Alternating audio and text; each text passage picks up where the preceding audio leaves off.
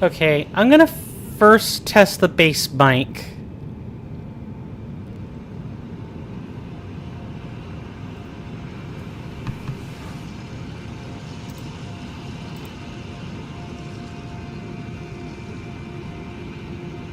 And now I'm gonna test this one.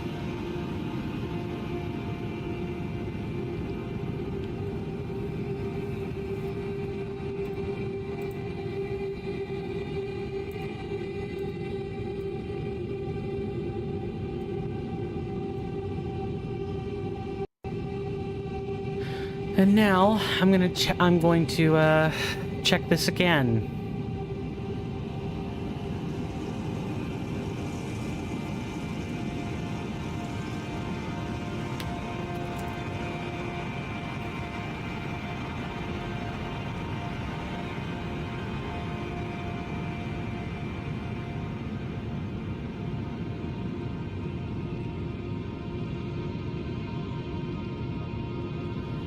Alright, so we're gonna try this again. I think I can hear myself properly this time, so greetings everybody. Coin Stamp here, or Swirling Vortex, or Steven.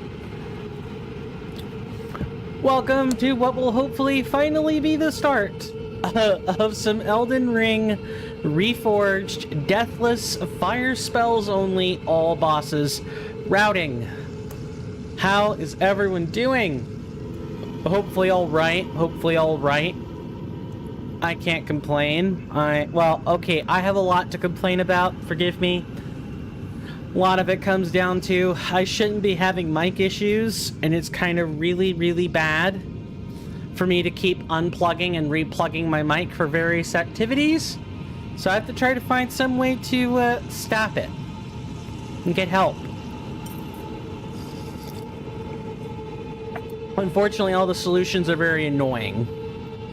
So that kind of sucks. But for those who are new here, welcome, welcome.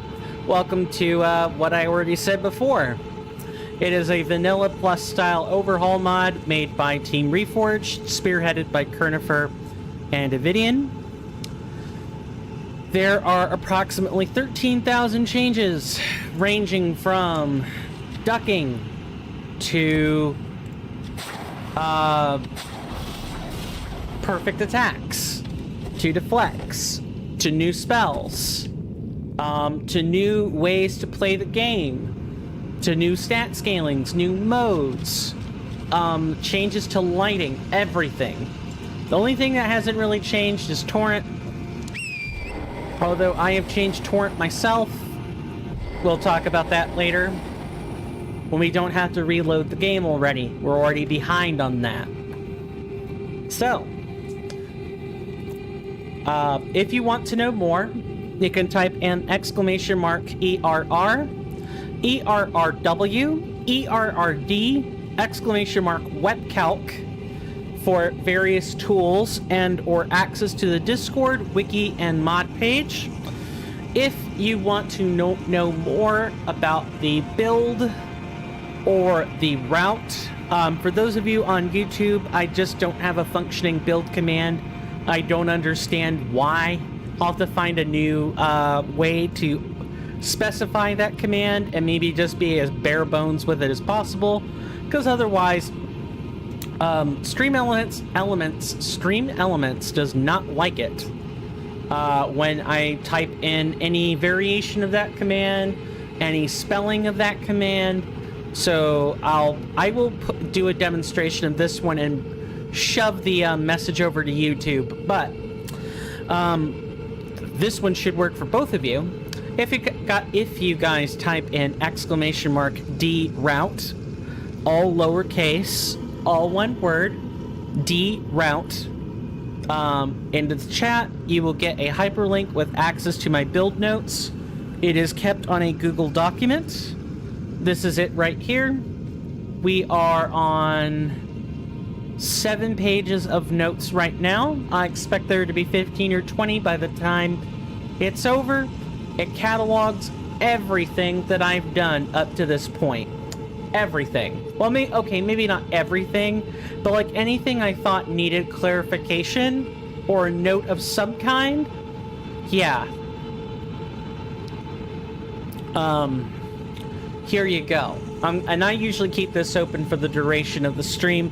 I am going to go ahead and get rid of some tabs that should hopefully free up some space on the streaming computer.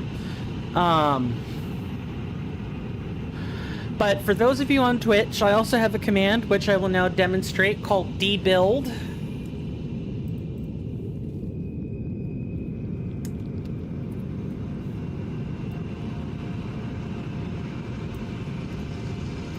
And I'll give you guys the text-based version on YouTube.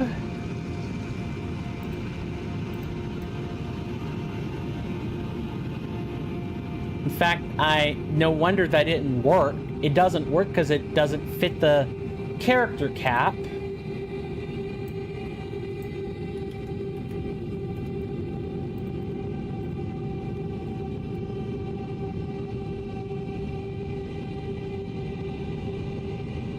Yeah, we're allowed a lot more characters in Twitch. We're not allowed quite so many on YouTube. So I will figure out a way. I should probably try to condense these anyway to be under 255 character limit, just for conciseness more than anything.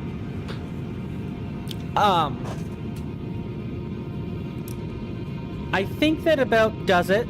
I did try to explain the mod earlier, but did it update again? It updated again. Oh my god.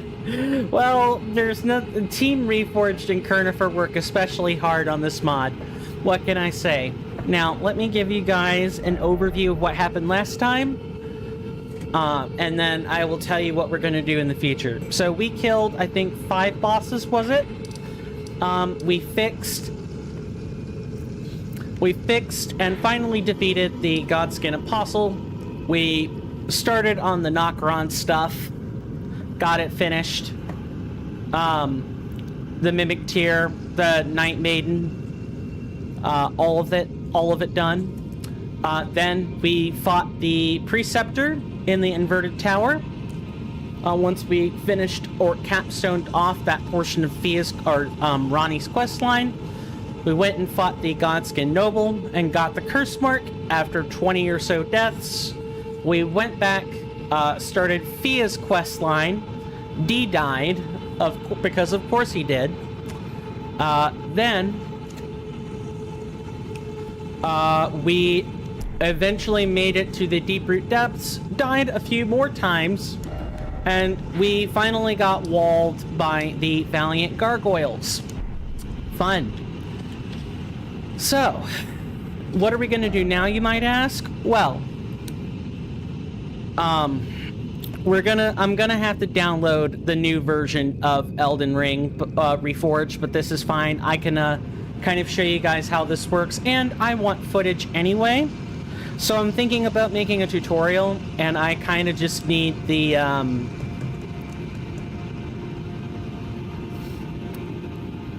I kind of just need to be able to speak over it. So I'll probably talk during this, mute the audio, and then talk over it again for the recording. Because I want to have that... I want to be able to help people install Elden Ring and reduce the amount of confusion for the instructions. It's really fairly simple. I'm using a little bit more of a complicated method, but we'll get into that when we actually sit and do the recording. Now, another thing I want to do is I want to turn on the camera for a second, or like go to a camera scene.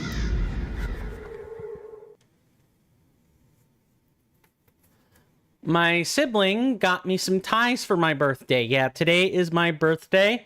I'm 32. And I have gone exactly nowhere with my life, and I have to accept that. Did I literally just spill something on my tie? I think I literally just spilled something on my tie, and on me. Well, happy birthday to me. Thank you again to my lovely sibling for these ties. I'm going to take it off now so I don't risk sitting it on spilled coffee. Of course I would spill it during the demonstration. Should have just not done anything. I love this tie. It's a nice vintage tie.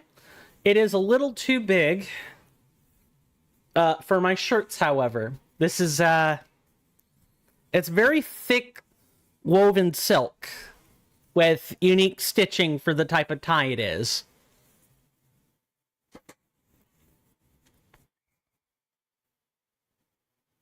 It's out of view of the camera, apparently. Okay, well, just gonna unbutton one button so I can breathe. That's kind of why I had the lights on. I'll probably turn those off as well before too long. As they heat up this room something crazy. And it's hot enough in this house. It's 72, 73 in this house at practically all times. My dad has bad circulation, so it needs to be kept hot. And because of all this technology, guess what?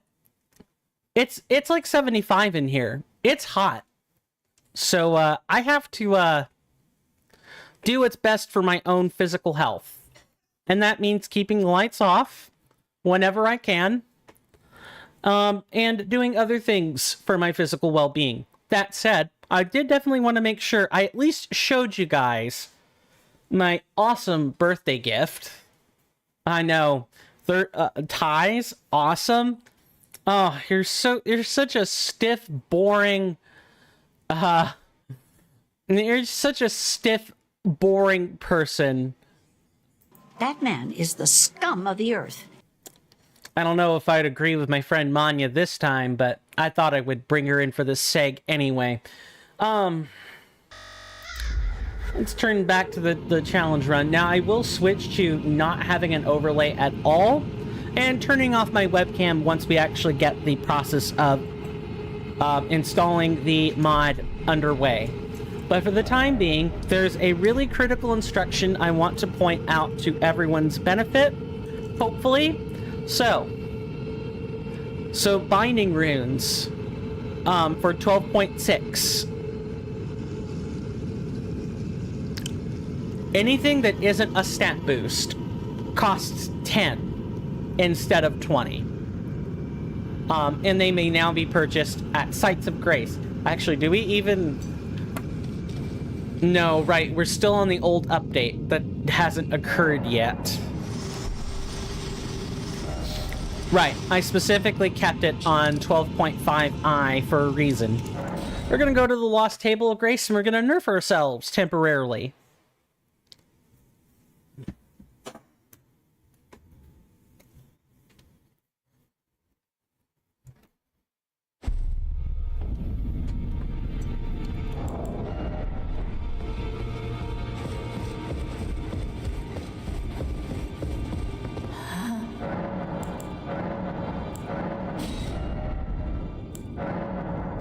No, I don't want to do that.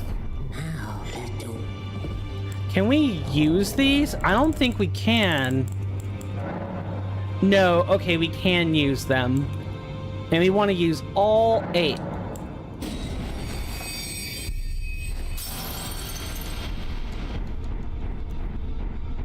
It's pretty easy. I remember I used to have to come over and sell them back to Enya, but that is no longer the case. So, now that we've done that, we've set ourselves at the perfect place to do this. I'm gonna go ahead and exit the game now. I know. So dull. Absolutely dull.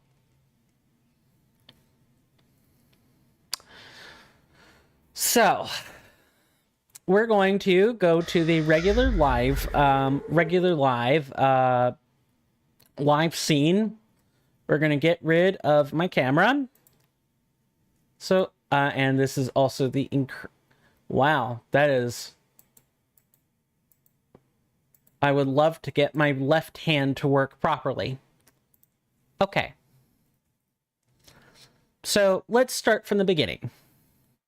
Actually, before we do that, what we're going to do is I'm going to hit the record button. I know, novel. And then we're going to begin. I don't know why I'm holding my fingers to the camera when we've turned it off. Okay, starting in 3, 2, 1. Greetings, everybody. This is Swirling Vortex 09, or Coinstamp, you may call me either, and welcome to a small little tutorial that I'm going to be showing you guys how to complete. I normally run Elden Ring as a game of choice for my stream, and I play a little mod called Elden Ring Reforged. It's great. Absolutely great. I would like to show you guys how to download that mod today and go from there. So I'm already at the Nexus Mods page. It is a website for hosting mods for various games from Skyrim to Dragon Age and all other kinds that people have put in the work for. We're going to start by going straight to Elden Ring. If you can also Google search and it'll take you right to it. But I'm going to type into the search bar, Elden Ring Reforged. Don't worry, this stuff will be in the description. Promise. We are going to go to the mod page. Here it is. We're going to scroll down. Just make sure this is correct. If you see the Reforged video by Evidian, that's their YouTuber icon, you know you're in the right place. We're going to go to Files. We're going to see that we're on version 0.12.6a. We're going to manually download that. Go into any... You could insert this anywhere, but I recommend not doing it on your C drive. That is your main computer drive. If at all possible, I recommend an external hard drive or a solid state drive. Whatever fits your fancy. Just going to download this in here. We're going to wait for it to download, and while that is happening, we're going to... There we go. I don't know why that took forever, but it did. All right. So you've downloaded your fresh 0.12.6a or 0.12.6 mod, and you're like, how do I get started? Well, I'm going to recommend that you use either 7-zip or WinRAR. These are programs that are designed to extract zipped folders. I will have links to that in the description of the video. Please make sure you download those prior to extracting the Elden Ring Reforged mod of choice. We're going to go ahead and extract this. I have 7-zip. WinRAR should be just as good. There will be people that will tell you how to run either of those programs, so I will not be doing that. We're just going to extract those here, and then I'll kind of go over the whole file structure here.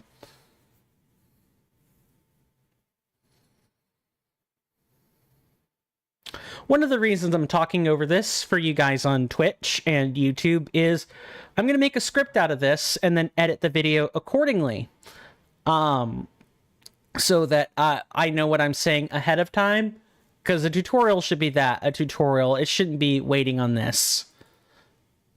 Okay, so welcome to Elden Ring. We have our file structure here. I may need to re-record this part separately for the tutorial. So it is split into 5 categories: DLL, internals, mod, optional, troubleshooting. And you've got a bunch of subtools here along with a bunch of README documents. The changelog is in here. It is kept up to date at all times. For the most part, just gonna click out of that. You have a shortcut to the Reforged wiki that's new, that's unique to 12.6. You have the weapon calculator shortcut, and you have the Reforged, like Gideon shortcut. The very first thing you want to do is set up the Reforged UI. And you'll see this nice little pop-up. Our own Evidian designed this. It's been in circulation for over 7 major patches now.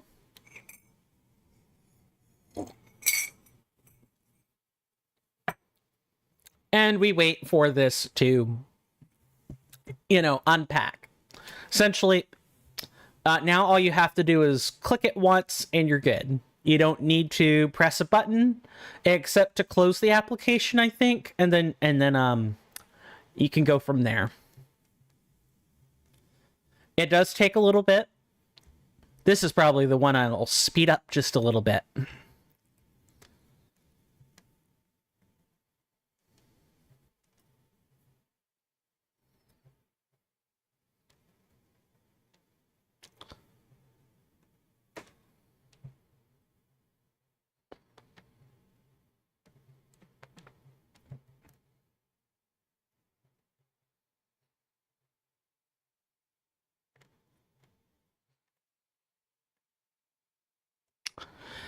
It unpacks the solo archive and the common archive, and then afterwards it just actually it just closes on its own. Perfect. Now let me show you the rest. DLL is split into two: active and optional. So for the DLL, anything, you don't need to open the DLLs. That's utterly not necessary. If you do, you'll just get a bunch of gobbledygook. Don't do it. You might even ruin the DLLs in questions. DLL is kind of like an external archive or like an external file you apply on top of an install. It's really small. It's basically code inject. If you ever want to adjust anything in here, you'll click on the configuration setting document. Usually it's got this cogwheel icon. I just realized you guys may or may not be able to see that. Well, this one's specific for transmogrify. The way it works is you include unobtained armor. You click and it uses logic to determine how it works. False means it in fact does require you to obtain the armor first. True means that you don't need to obtain the armor before transmogging first. I may set this to true for myself. I highly recommend for your first playthrough you leave it as false. Cut armor, transmog affects posture. Most of this, I wouldn't touch the affects posture, patch grace talk script, or initialized delay. I only recommend touching the unobtained or cut armor. And specifically, I would only recommend touching unobtained armor.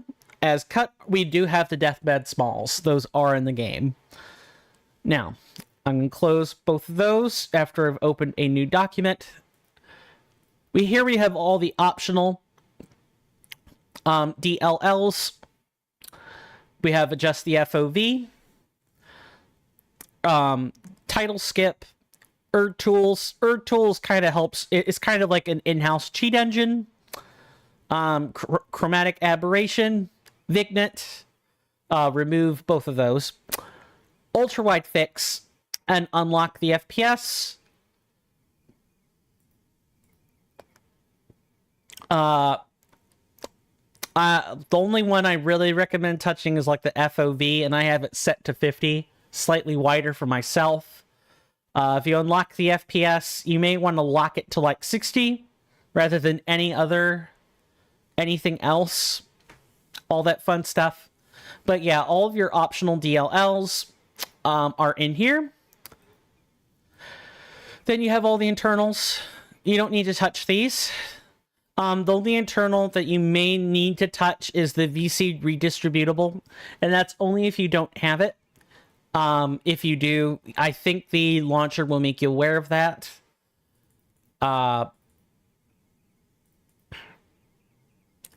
Then in the mod, we have the alt saves and the randomizer and the reg bin, along with all the actual mod files. We have compatibilities for Linux and for randomizers, along with the UI prompts. This used to be something Gideon does, or that the Gideon shortcut did. Now it's now these controller prompts are in here all by themselves, which is neat. If you have any troubleshooting, you might want to consider reading that here. And yes, please read the readmes slowly and carefully before attempting to do anything else. Now, I'm going to launch Elden Ring Reforged, because all you have to do is set up the UI. Everything else, it should be good. You just click on the launcher shortcut. You used to have to do a few other things, like keep a mod engine folder and all that fun stuff, but it comes supplied with all its own files.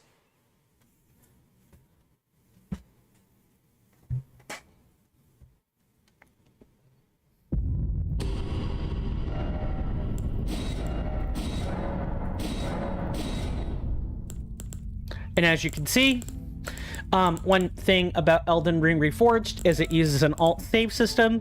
If you want to bring those over, you'll need to... you will need to find that. I'll show that to you real quick. So you want to go to find your saves. You want to go to your users. You want to go to your app data, go to roaming, click on the one for Elden Ring, and you should see a bunch of numbers in here. And in here will be your saves. The vanilla ones are in SL2, and the ERR specific ones are labeled .err. You may not see these extensions unless you turn on an option to read the file extension.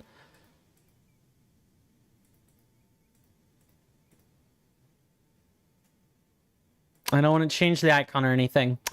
All right. And then after that, you should be good. Just change it to .err. You may or may not need to go into...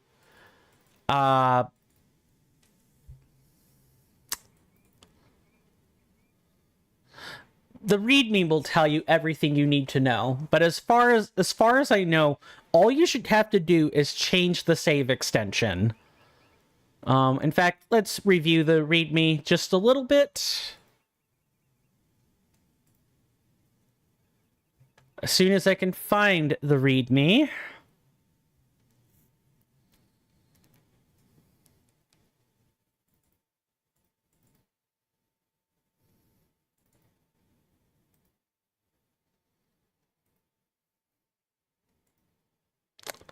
I cannot find that. Don't worry, I'll chop up this footage accordingly. But for most users, unless you are doing Metis Mod Manager, MMM, unless you're doing that, you do not need to do anything else. You just download the file, unzip it, click on the Reforged UI setup, wait for that to finish. It should close on its own, and then launch Elden Ring. Everything else should already be set for you. If you want to change anything, it'll be in the DLL, and most likely the optionals or the actives. If you want to play with other mods on top of this, first, no real overhaul or even slight mechanical changes work. The only things that work with Reforged are mount skins, and those, they're hit or miss on whether they work or not, and for that you need to use Metis. There is not an easy way that I know of to set it up differently. All right, hopefully this has been helpful. Again, I will tailor this out and make this into a much shorter video for you. My name is Coinstamp, or Swirling Vortex. This has been a tutorial guide on Elden Ring Reforged. Happy hunting, and take care of yourselves. Okay. We got that all finished. Sorry for the silence.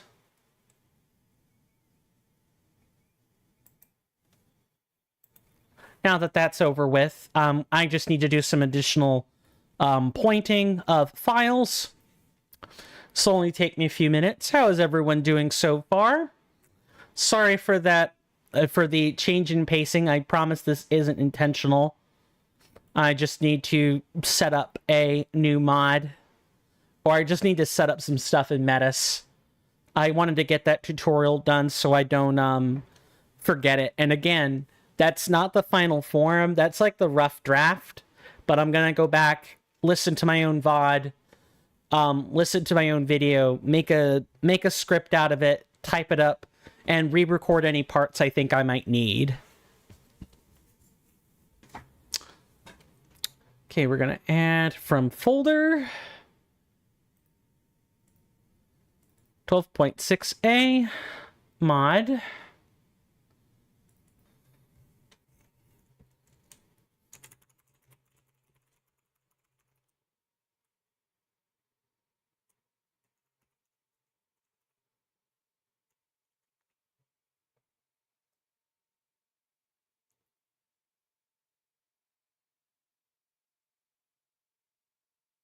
Okay, that is not how I've done it. Let's fix that.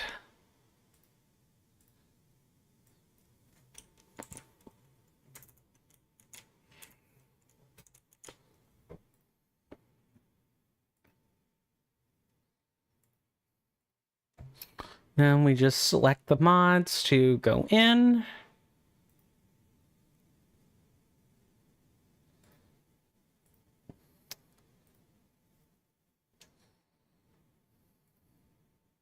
Oh, and I should also probably edit the descriptions, huh?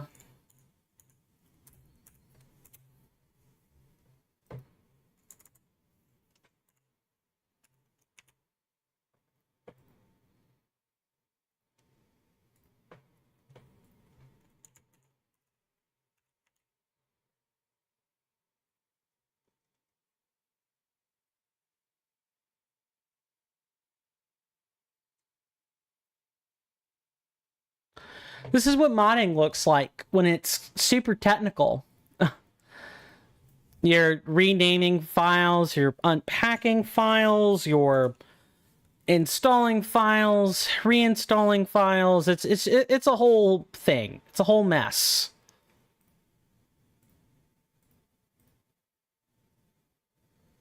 Okay, everything else should be fine. We're gonna find out. Oh, also, we need to do this for the LP.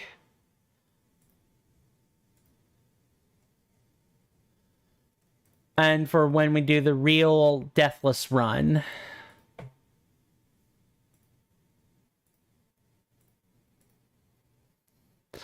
Now, of course, the alt saves are screwed up for me.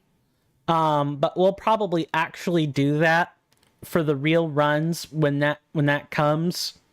That way, you know, it's easy to tell, hey, I'm not using another file. I'm not cheating in any way. It's the real bona fide file experience. Now,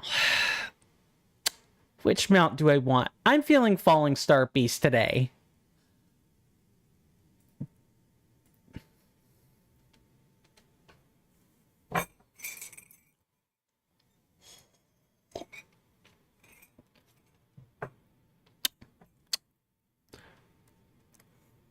Now, let's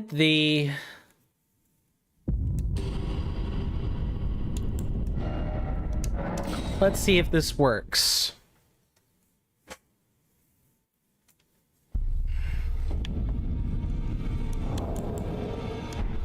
Oh, also we should check the version number. Hold on. 12.6a, yep. If you want to ever check that, it'll be in the bottom right-hand corner when you boot up Reforged. Again, most of the time you're going to be using the launcher, so it's going to be fine. You're not going to be like me and, you know, be using using like Metis Mod Manager or something like that. I'm making it harder on myself so I can showcase mounts and that kind of thing. Okay.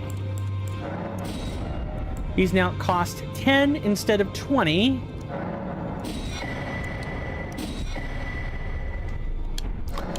And I feel like we actually want... Oh, but where's the stamina regen? That's not something you can have, Norm. Okay. I think what I should probably do is get some max stamina. Just so we can run easier.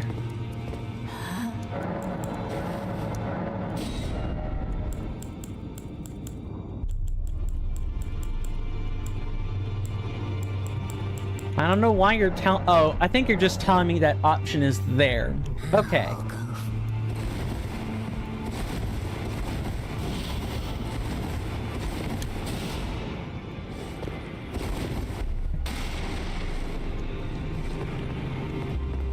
I was just getting a good feel for the perfect dodge.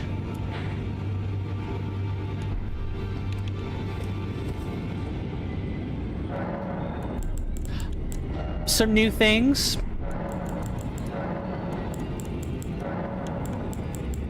I don't think any of this is necessarily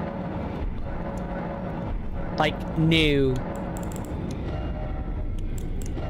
I do like that you can do that, however.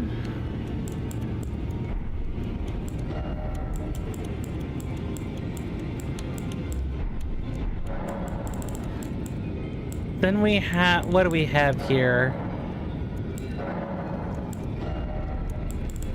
I'm pretty happy with our gear. We haven't really even touched it yet.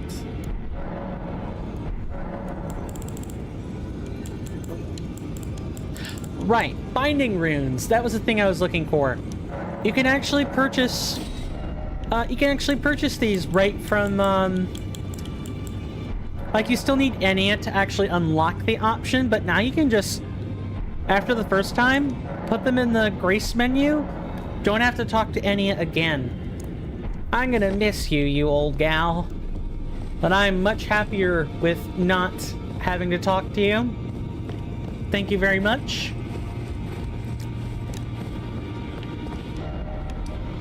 Alright, we have to make...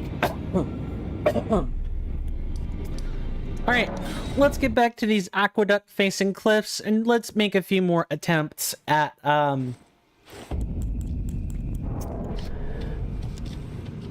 these gargoyles. They do block fire, so you do kind of have to watch out for that. They're immune to bleeding. They're not immune to madness. Which means we may want, Lane grant me strength's not really going to be worth it here.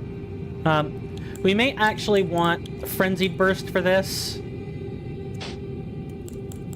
Still have to watch out for...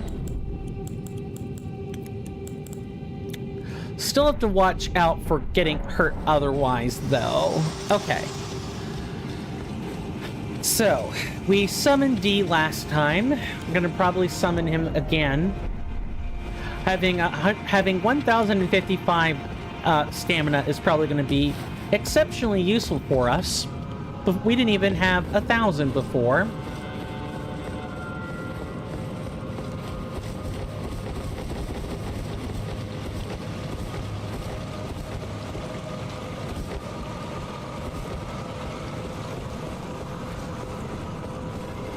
And here's where we get to the part that I don't actually talk all that much. Get out.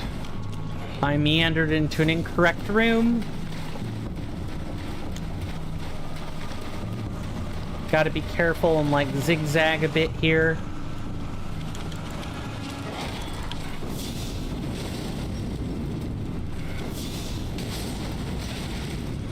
Nice.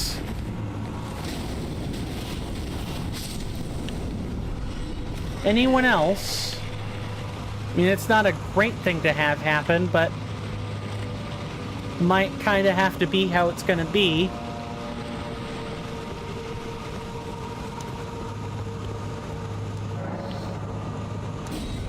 Alright, my friend D.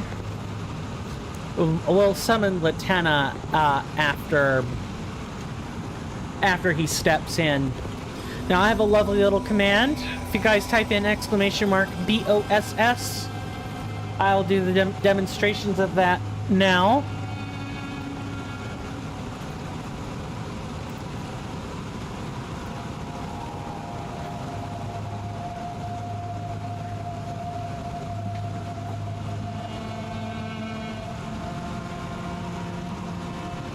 It appears that that bot just isn't kind of working. Hang on.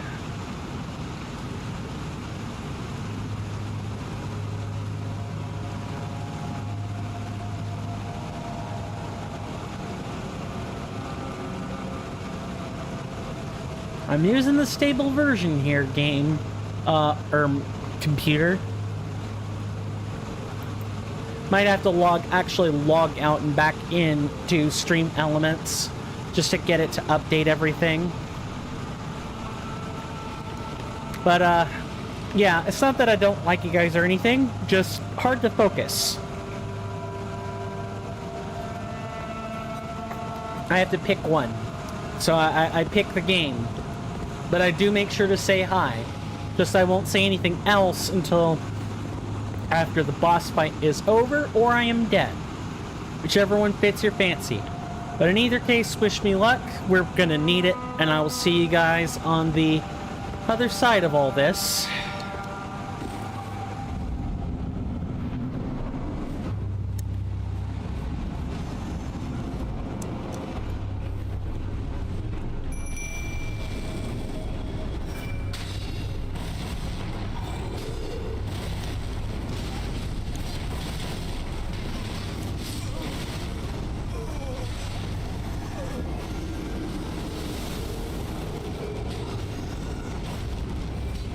Yuck.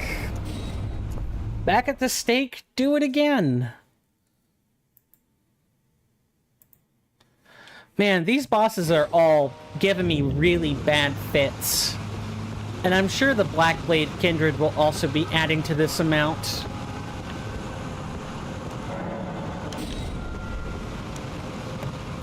If I need to fight him properly, as in not in the church. Like, that's not permissible. I'm almost certain of it.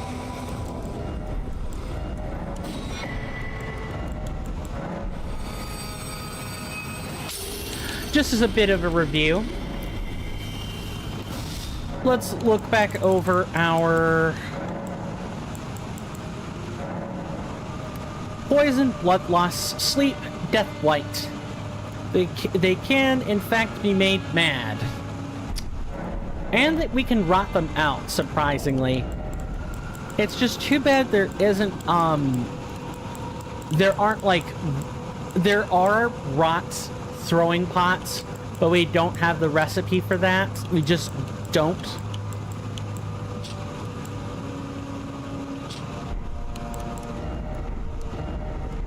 I think we actually have some cursed blood on us, which will help make them mad easier, but that'll be about it. Let's try this again, shall we?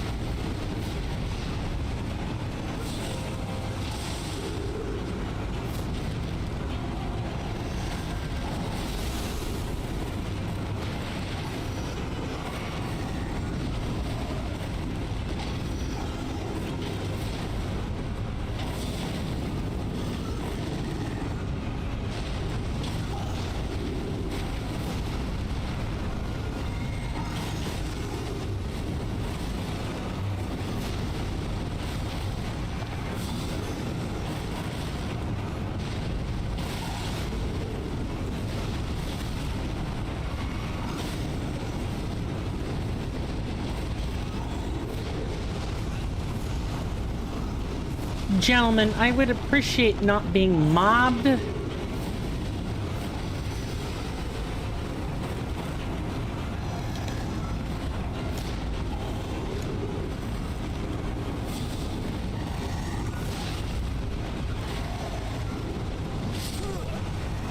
Yeah, they just like went full ham and killed me.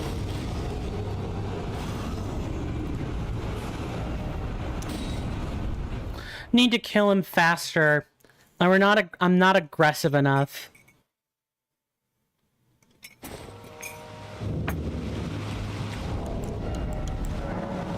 I have no golden amalgam. I think we're gonna get a very small amount of our materials, but we will probably have to learn to make do on less.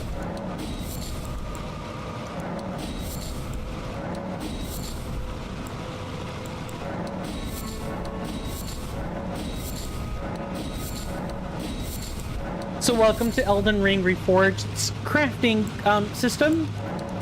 It's not too complicated. You break down all the stuff you find, and then you use that to make new material.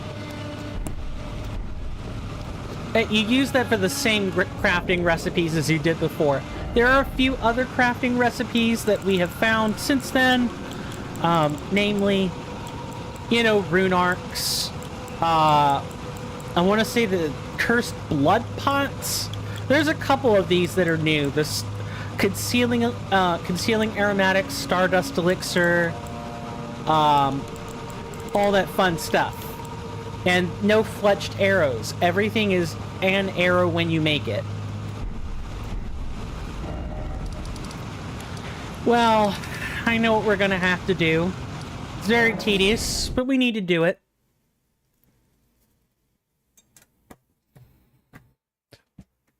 This might be the perfect fight for, once we get one down, we may be able to use the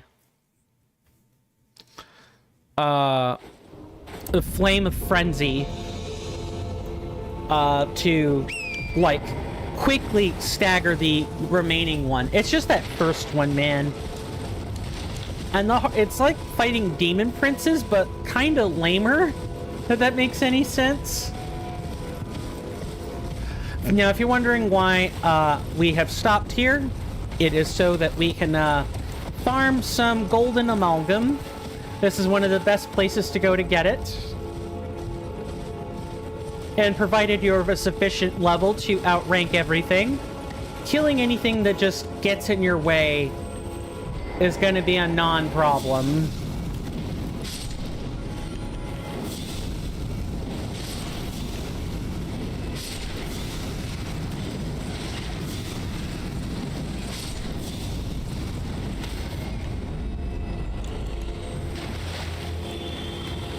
Ah, you thought I was gonna let you just sit there.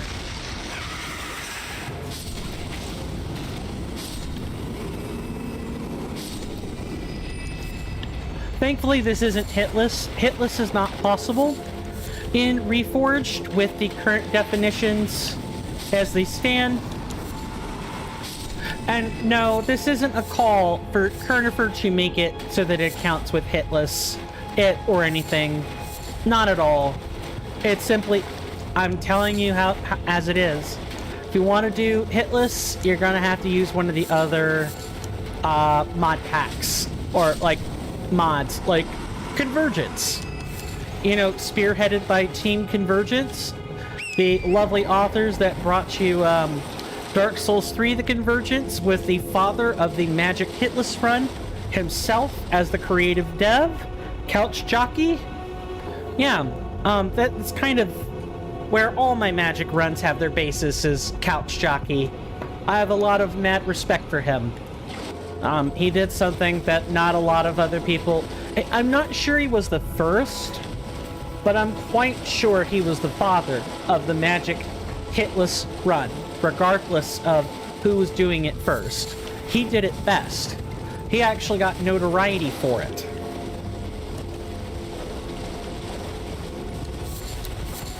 And kind of, he was the one that I thought really helped lift the collar of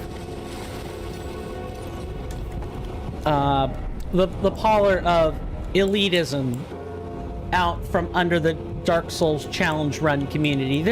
There's still some elitists, don't get me wrong, but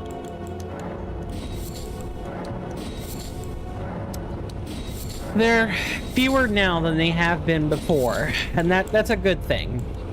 That is a good thing. We're gonna make a couple more rounds of this. I will, however, take my rune arc right now. Ah, it's nice to have that extra health and stamina.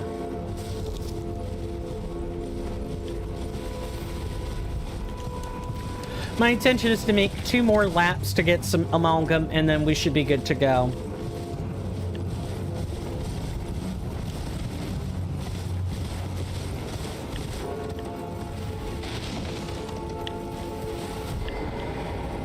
I don't know what I'm gonna do with the Let's Play series, man. I mean, I'm gonna edit it, right? I'm not giving up.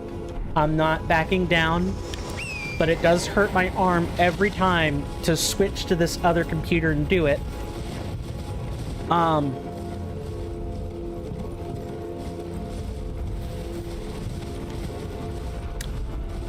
So I have to figure out a new workflow that works for me so that I can make all of the info cards at once, or you know, make them all in one net crunch and then do everything else.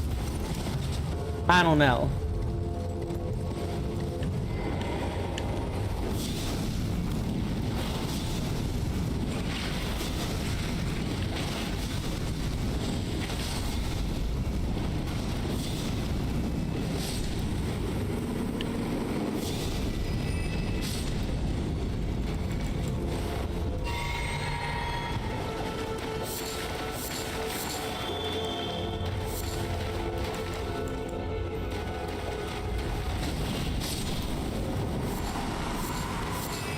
This will be lap number 1. You really thought you were gonna get me, weren't you? But I don't think that's happening at all anytime soon. I just feel like I'm looking down into the camera instead of directly at it.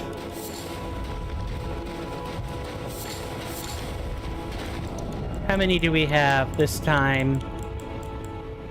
9. Should be 1 more.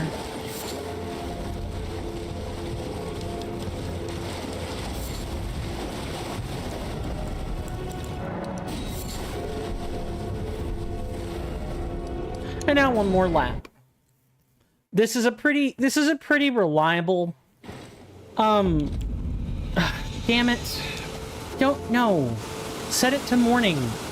Please, no rain. No rain, please. Just give me the bright morning sun.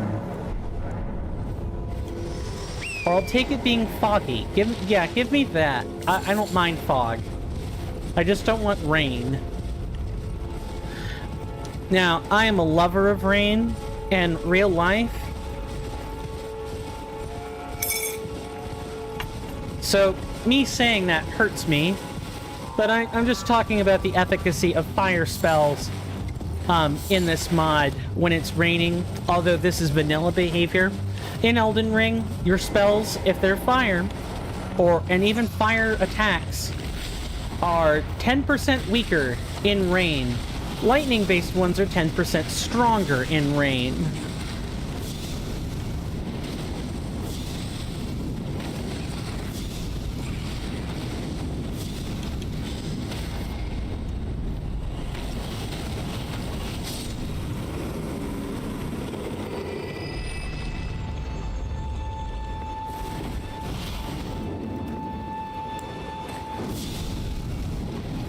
Okay, I'm getting really tired of these dragonflies.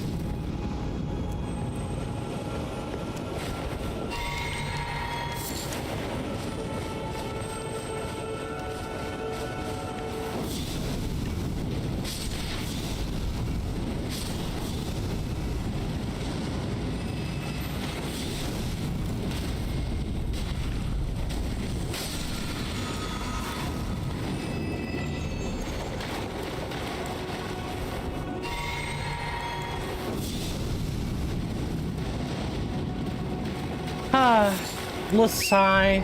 No, I'm not trying to get on horseback, thank you.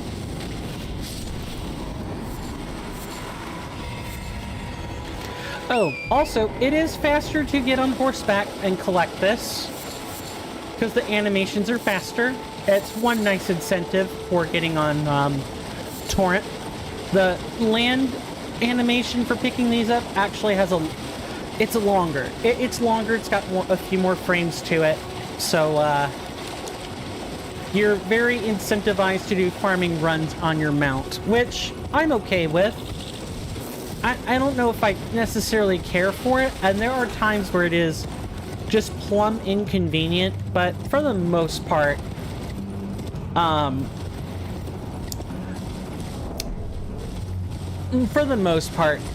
you know, I'm fine with Torrent being, I want Torrent to be more than just a waypoint mark, like a waypoint or a vehicle or like a vector. I want it to be more than that.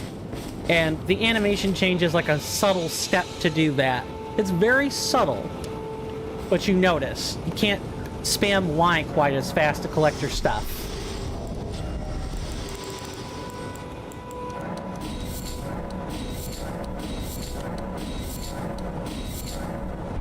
Okay, I think we've got everything. We've got enough for quite a few rune arcs. Now we're gonna head back, and I'm gonna give you guys one more tip before I take a break. I think that's fair. And then we will take our usual 5-minute commercial break.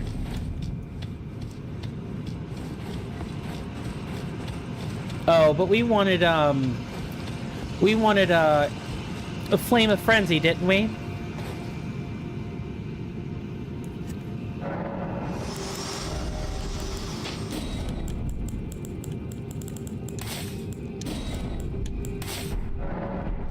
All right. Yeah, we have that tiny little fix all set up. Let's go kick ass and take names, hopefully this time. TM.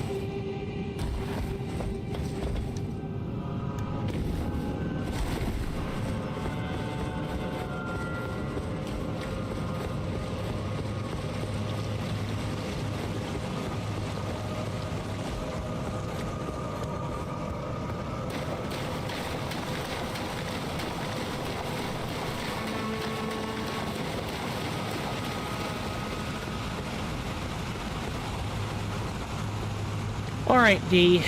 Let's do this thing. I'm gonna summon Lutel this time.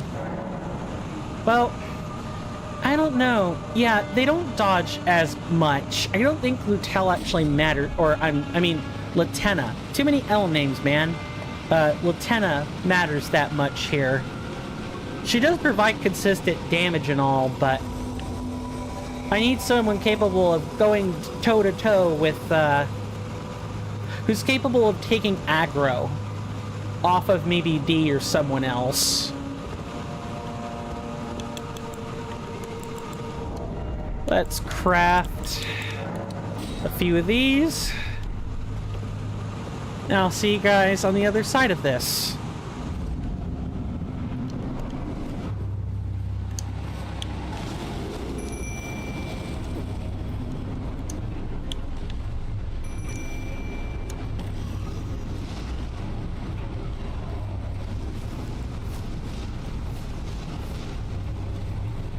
Lutel is not gonna hold their attention long.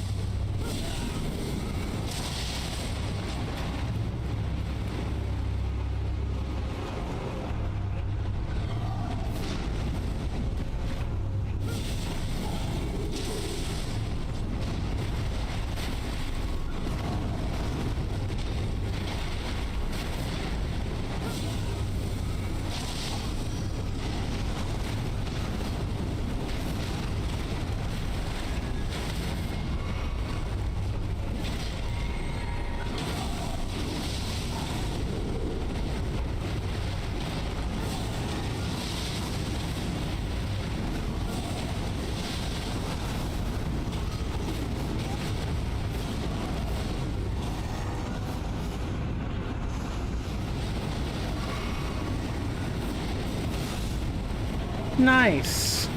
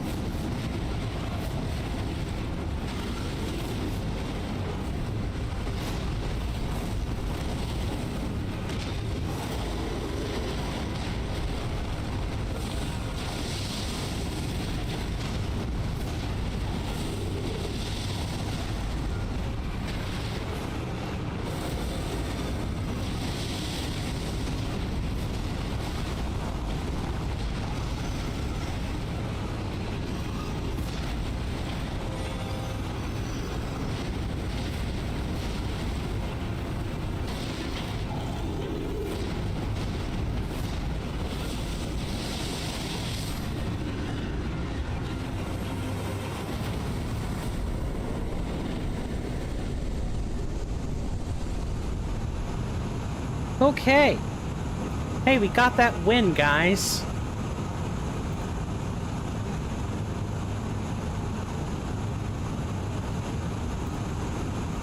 Now, we have the matter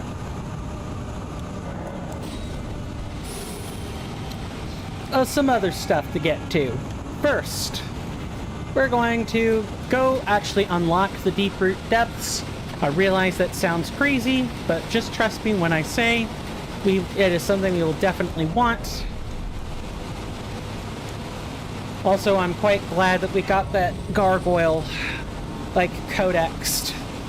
That would have been really bad to not actually have it codexed properly.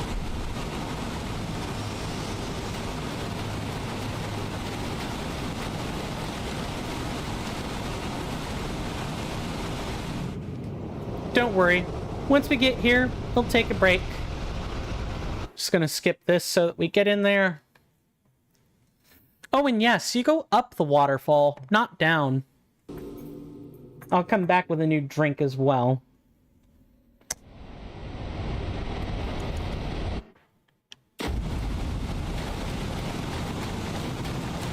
Trust me, we are not ready to fight this quite yet. Trust me, I'll open up the site here. I mean, we can. We are ready. It's just tough.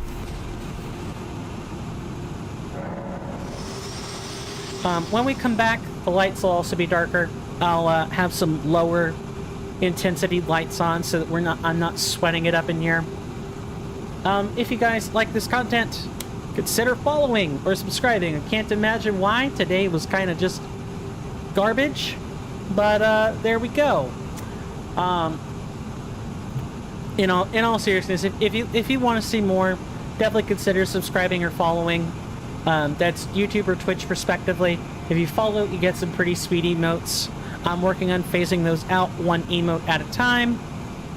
Not much more to say than that. We take commercial breaks. They're usually 5 minutes apiece. Not 90 seconds long of ads. Like, I do run ads for those on Twitch. I definitely recommend getting up, stretching, getting a snack, doing whatever. And I will see you guys after this commercial break. Thank you very much for sticking around at this point. And if you haven't, I don't blame you. See you guys after the break.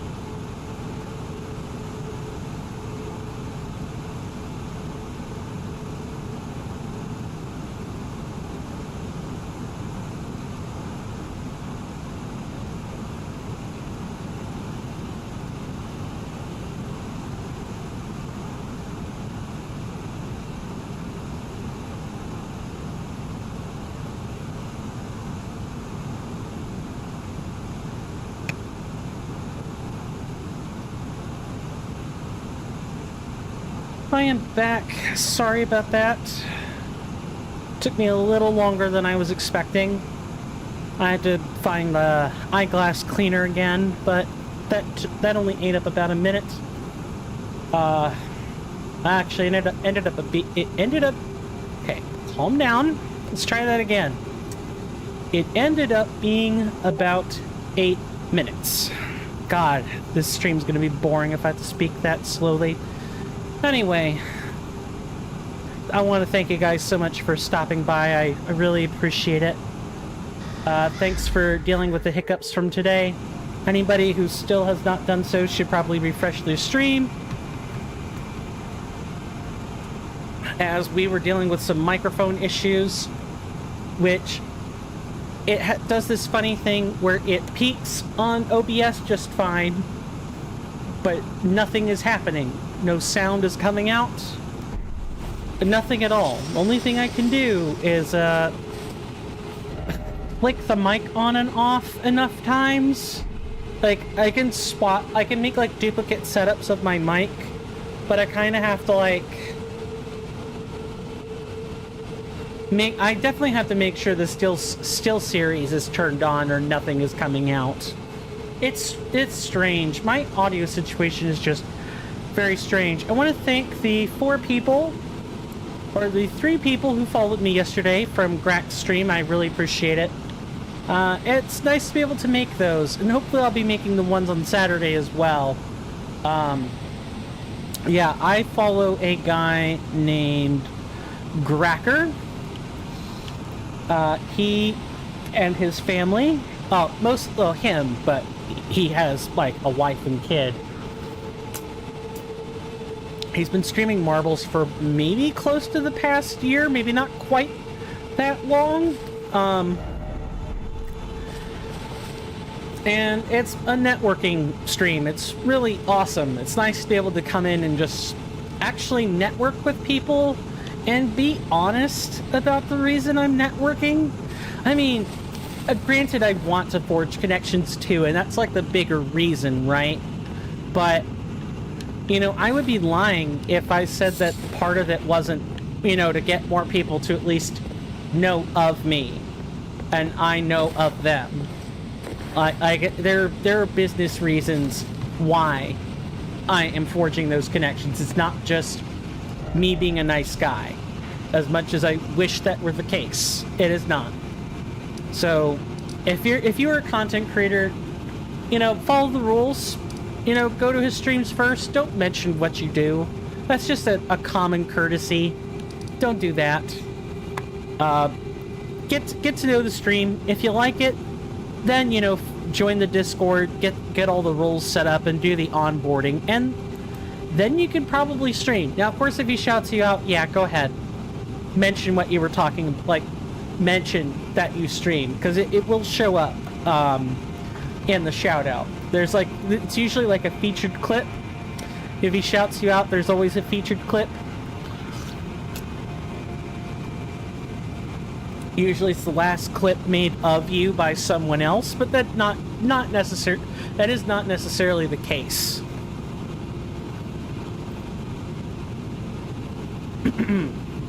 So, you know, if your secret's found out then while you're trying to be covert, yeah, go ahead and talk. But generally speaking, you want to at least get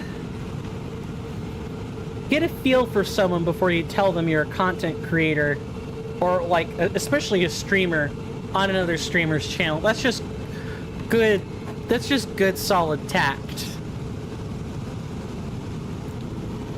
Now we are getting our start on the, I don't know which way to go. We've got the Deathless medallion, so I think we should probably use that one. Tower it's discovered, but nothing to do about that. Just thinking about that fringe tower and how I want to keep a crown for that in the future. As far as like notes, I didn't really feel I needed any notes for the Siofra Aqueduct. or the Valiant Gargoyles. But if you guys ever want to see the notes I'm taking, first, I generally switch to them on screen a lot, so you'll see it then. But if you ever want to look at them on your own time, it's kind of a mishmash of different writing styles here. You could type in !DRoute, all lowercase, all one word, into the chat, both YouTube and Twitch. It should work for either. I will eventually get to Trovo. Don't worry, I will eventually get there. It just takes time. And you guys should have viewing privileges. I'll do this as a forecast.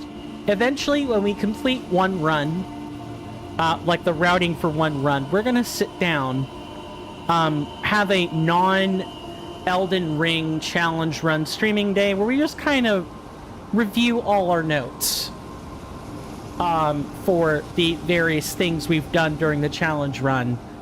And we'll kind of like refine these notes. That sort of thing. And we'll kind of do it one at a time. I mean, that should be a nice structural break before the real runs actually... Well, I don't know. I want to do a second run and like tighten up a lot of stuff. Make it faster somehow. But...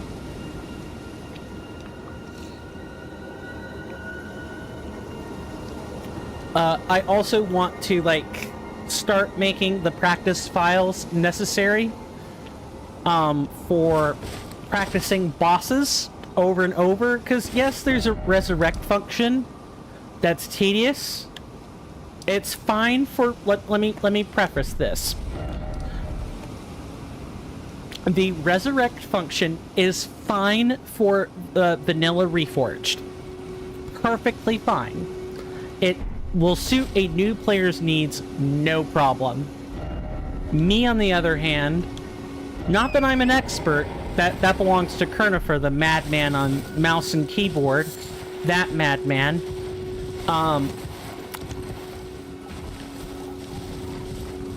I need to be able to reset an exact loadout every single time. Every single time. No changes, no traveling, just reset, practice, rinse, repeat.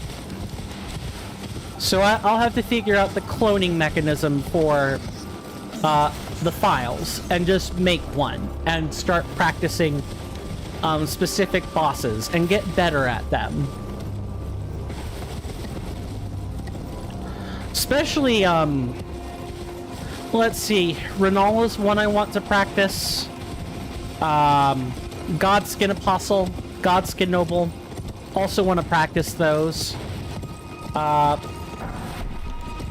Blackblade Kindred, I especially need to practice that one because I killed it in the chapel and that's not allowed. I'm fairly sure that's not allowed. I don't see anything that says it, and I looked at all the Team Hitless banned interactions, and I didn't see anything that specifically points to it, but it goes against the spirit of the run more than anything. So I want to make sure I'm doing it right, rather than wrong. Now, Lanedale's a bit patchy for me. I do not really... you're gonna start seeing me not know.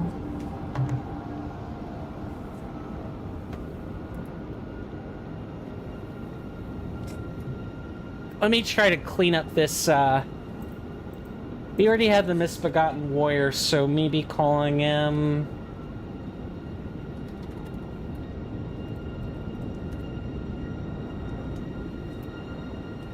That might be sufficient.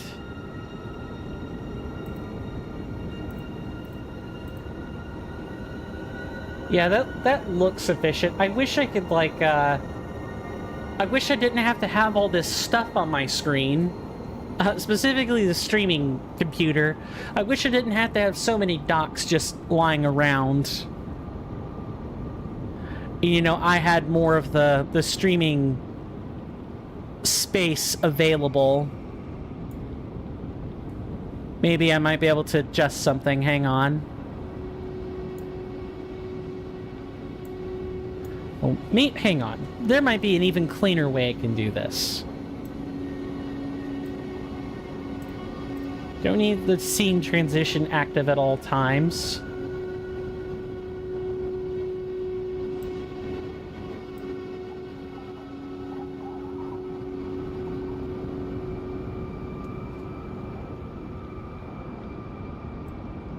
Let's put all these activity feeds on the same one, and I'll just click them every so often. And finally...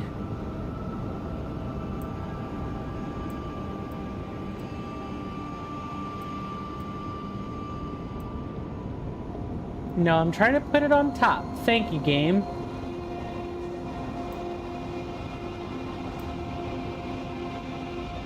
There we go. Now I can, I'll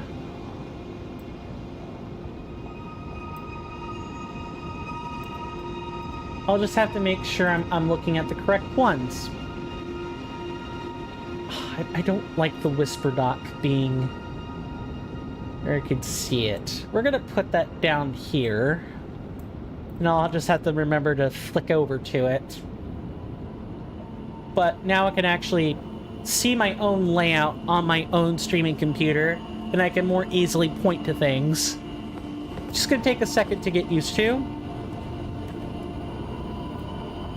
Sure, we put the Twitch chat right there.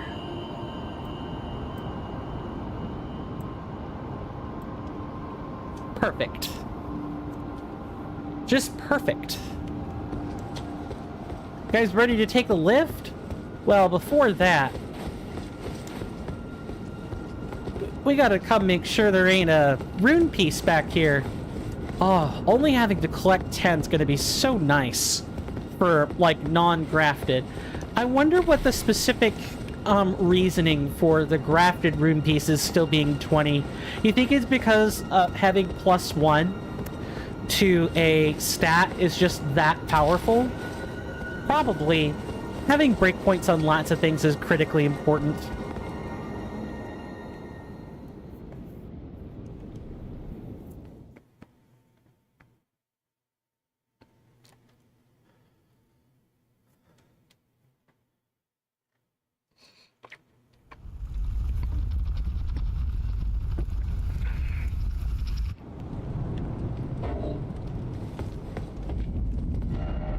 And here we are at Altus Plateau. This is the real way to get here. You go through Kalè and Fort Height, and you're here.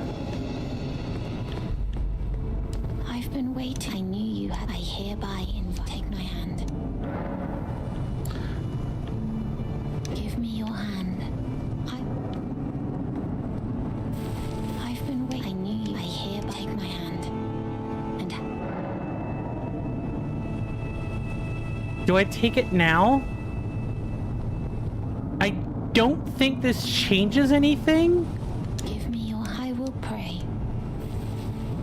Alright, Raya, we're gonna do this, but we're not gonna actually seek that audience with Miss Tanith quite yet.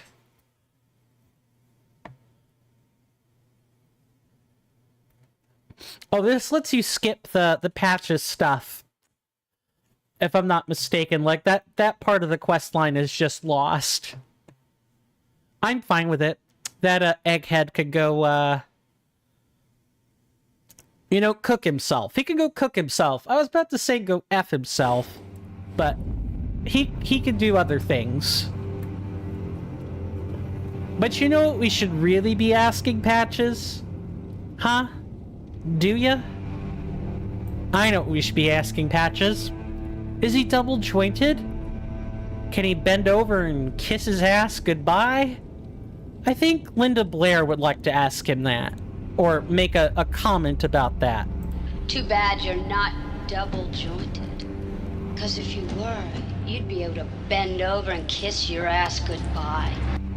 That little treat of a quote was from Savage Streets 1984. I found a archive of it on YouTube, but not the full thing. It's got full frontal nudity in it, and the killing gets rather graphic. But I found all of the non-super graphic scenes.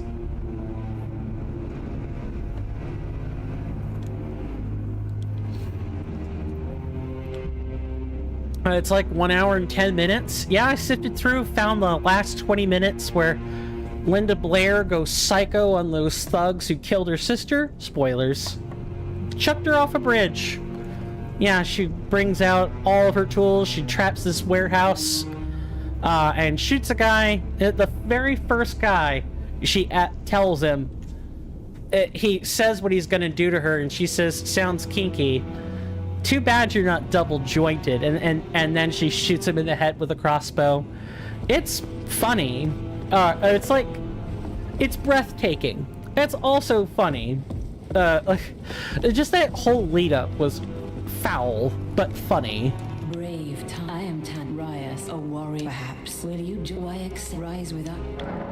Interesting. Now you belong. The drawing room, but be sure to.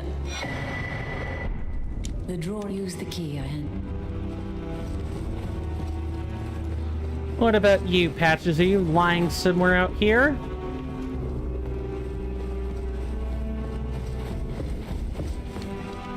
Oh, but this is locked. Okay.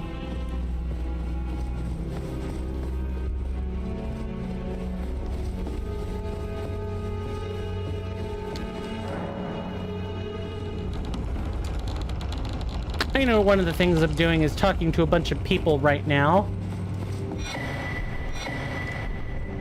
You.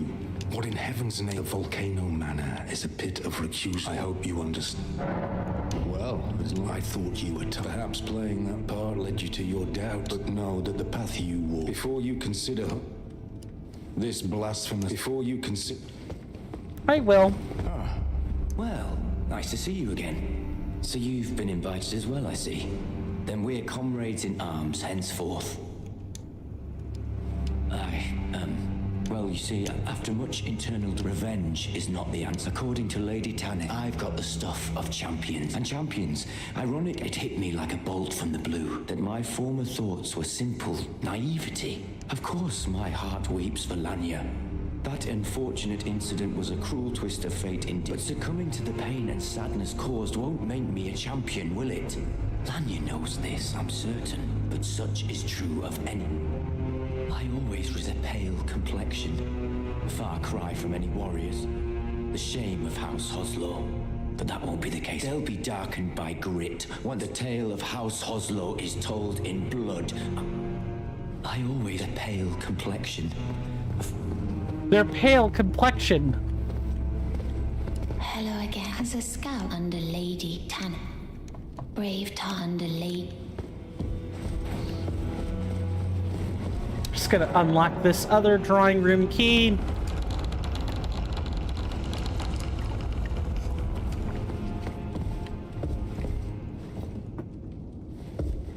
Isn't there an illusory wall here? Am I thinking of the wrong room? I might be thinking of the wrong room here.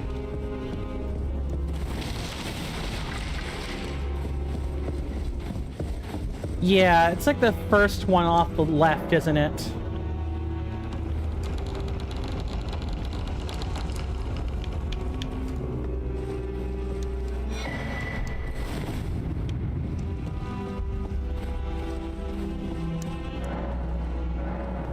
One's blocked shut. Oh, I could have sworn there was a rest site here. Maybe that only shows up after I've talked to oh. It's out here. Not there. Did you read that is the time? You will be competent if you are low, but you must leave. This is a war. We have no place for them. The letter described you will be Read this thing.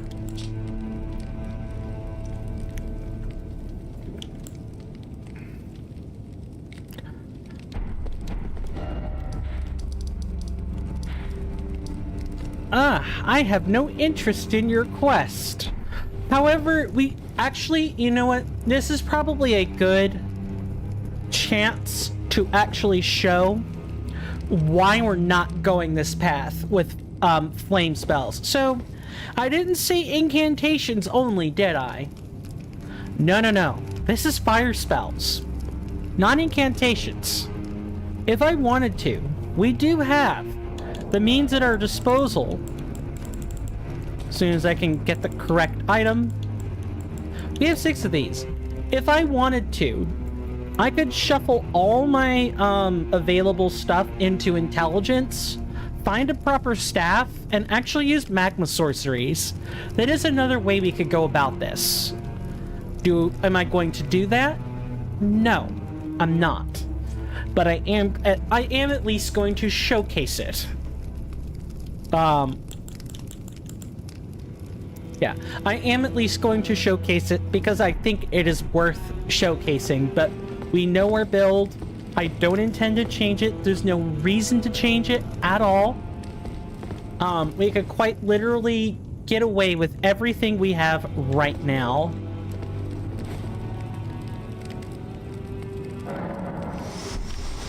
And I believe patches might also be here. Yep, here you are. Let's just skip all the shoving me off a cliff stuff, shall we? Well, I don't believe it. And here I thought Raya was barking up the wrong tree. All good though. We'll do good. Oh, and of course, Hatch's Emporium. Are you surprised? I always hated the gibberish. I thought I could lend a hand in it. Not to mention, I guess her master must really be even after announcing her. I've never seen a Script, Grace Mimic. Don't really need it. Might pick up Margit Shackle? I'll pick it up when I know we need it. Cheers for that.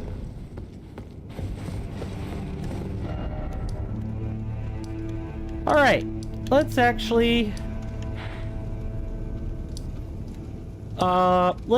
take the underground. Let's take the derelict underground entrance this time. We've already done that because we want to go to Perfumer Tricia's location, and that means going up through Magma Worm Makar's entrance. Like he's guarding the path forward there. You'll see what I mean.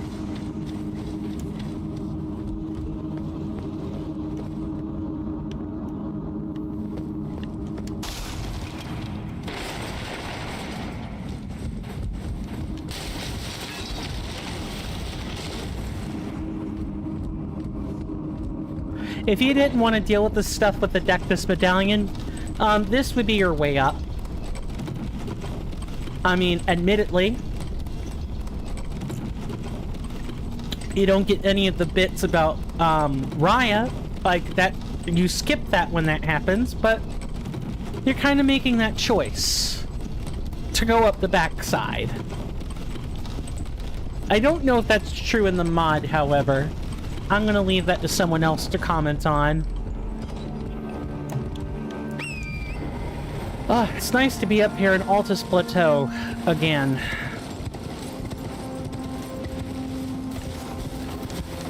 I'm willing to bet, like, heavens to Murgatroyd,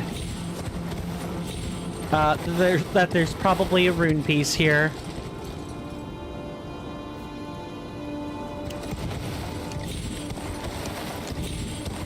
And if there's not, well then, you know, praise be, because I would really rather not deal with it.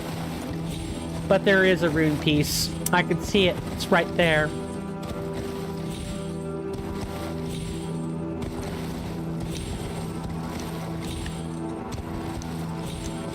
Okay. It takes a lot of finagling, but you can do it. Thankfully now, unless we're talking about stats, 1 out of 10 rune pieces to upgrade, like, secondary statistics is not bad. I just couldn't help but feel that there was a rune piece up there, you know?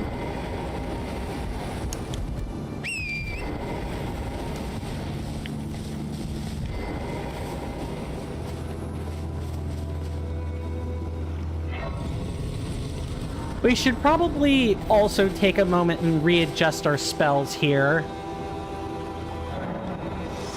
The Erd Tree, only a little further it takes me. I was born, her mother gave me, so now the reason. Share them with. Alright. So now we have all of our flame spells. Going to go for Flame Fall Upon Them, Giant's Flame Take Thee, Black Flame. I feel like we need an intermediary version of this. It feels strange to have wholly unique spells and not have like a direct upgrade for Black Flame. Because like in Dark Souls 3, you had upgrades to spells that just flat out inundated them. They were like, yeah, you knew you could replace this spell. Just also set this back. Maybe set this a little closer. Bingo.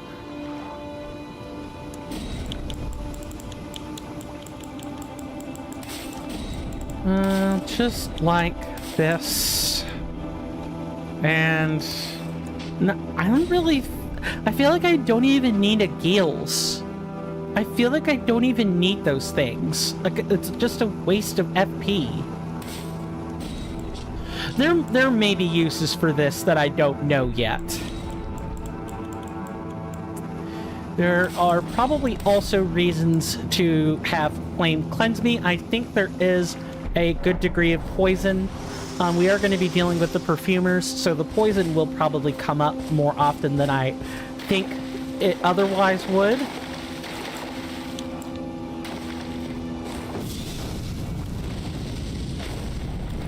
No. Not good. I see how it is. And we know this, we know the big kahuna is coming.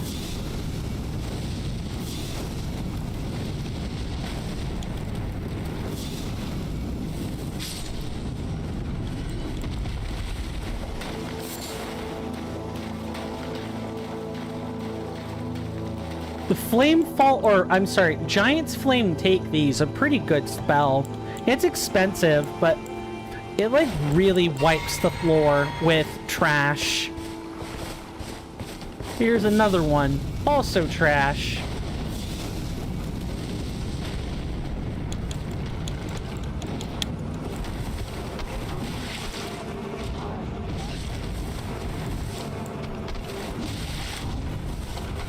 Gotta be careful.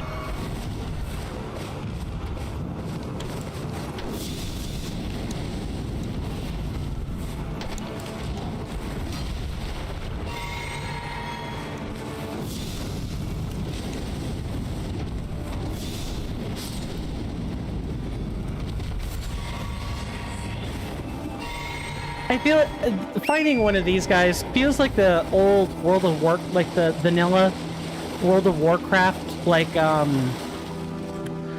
you guys seen that video, right? Like intro cinematic to like the vanilla World of Warcraft, where it's like, oh, you watch a bunch of these races do these various things, and one of the scenes in that cinematic is a night elf fighting an orc, and I feel like a night elf fighting an orc when I fight those things.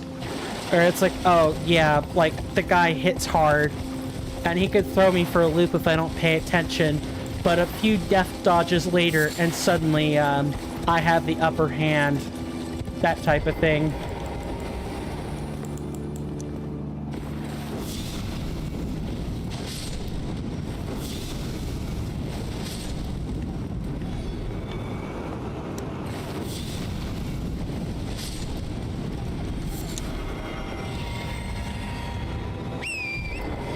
I'm really liking our late game spells. I wish I had upgraded to these sooner. It's a pity that I had to wait as long as I did, but...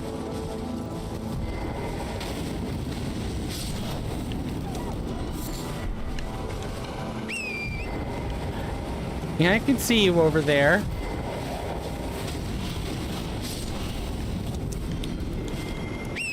And of course there are plenty of new entries in the codex to mark.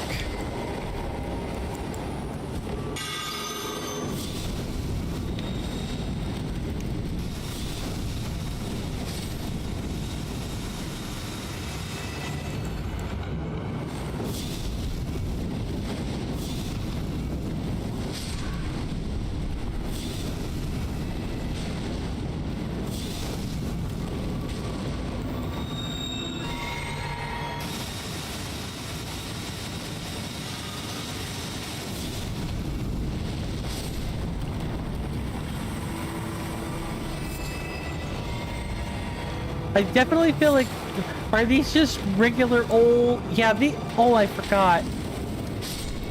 These are old plain Jane Miranda blossoms. They just have gold on them. I totally forgot. There's a different one that has like madness on it, and that's the one we want to mark for later.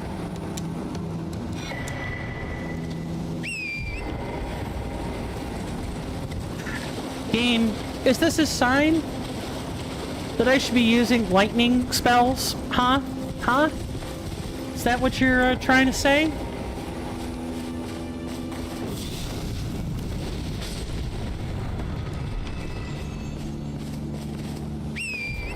Yeah, I'm not having it. Now, it's the unsightly catacomb, so we don't even go into those ruins yet. The catacombs are like down here, if I recall correctly.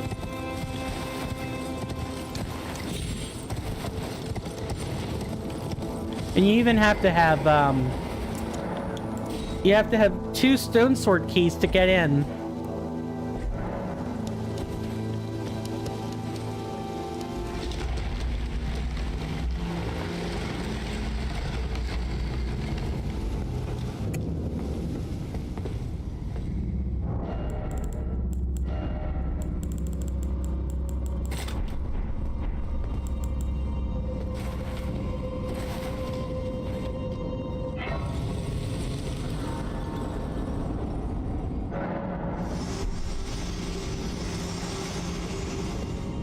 So, I kind of don't know what I'm doing. What is that? Oh. I'm gonna mark an attempt to kill.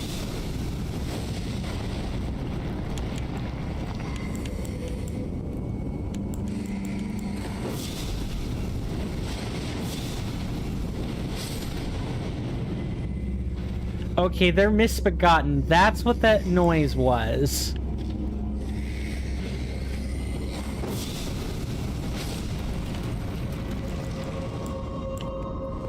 Okay, these guys, if we get the drop on them, we can just out bully them.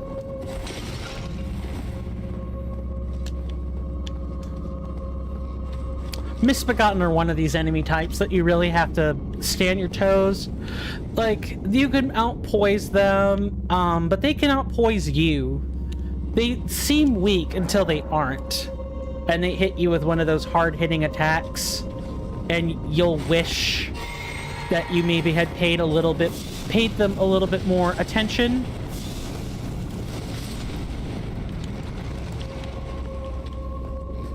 Yeah, don't underestimate them, and especially in swarms. You know, yeah, you can have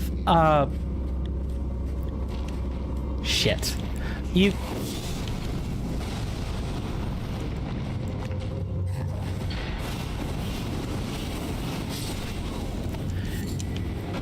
Yeah, you can have good area of effect spells like Flame Fall upon them, or even a well-placed Black Flame is pretty explosive, but even so, those are not quick to cast. They do take a second. In that time, you can have several misbegotten swarming your position and making casting spells really painful. I don't recommend that you cast in close proximity to them. And if you must cast in close proximity, maybe it should be like a Beast Shield Incant type spell.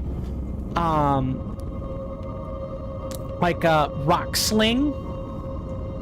Or no, I think it's stone sling. Hold on, we can look it up real quick. Bestial sling. That's right. You want like bestial sling, something quick. You could cast a lot of different times, and you'll end up like just keeping them stagger or stun locked. I could have swore there was a did we activate this? We did. I could have swore there was an illusory wall. Maybe that's one of the tombs, though, and not here.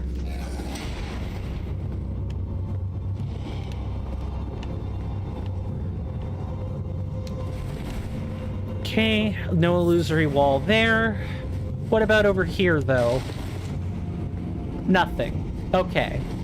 We're just gonna kind of advance one floor at a time. Okay, that imp I know we have not killed before.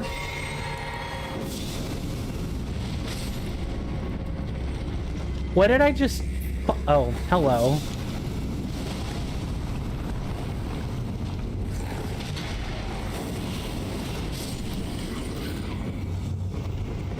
Oh, it was a stray. I thought it was a wolf-headed imp, but it's a stray. Okay. Alrighty then.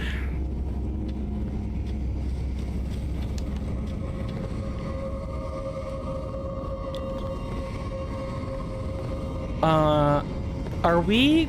I'm gonna explore first, and then we'll figure out if we can make that type of jump or not.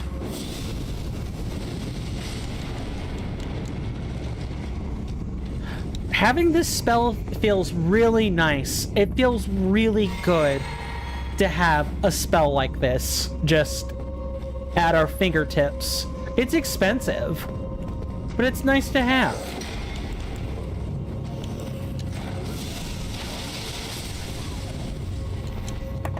Of course, it's not the end-all be-all for every situation, of course, but when we can have it, we can have it. Gotta like it, love it, and gotta have it size. We are at a gotta have it size with these spells. What's your favorite part of a challenge run? Challenge runs don't have to be like hitless or damageless. Alright, I know. Oh, hello.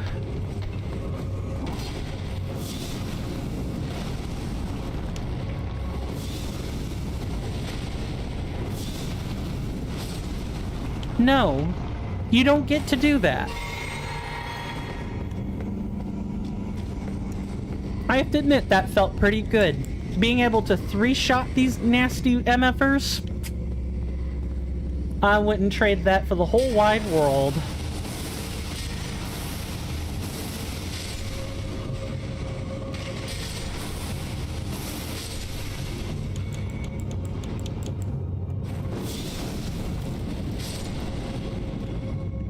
Also, that Flamefall upon them works incredibly well.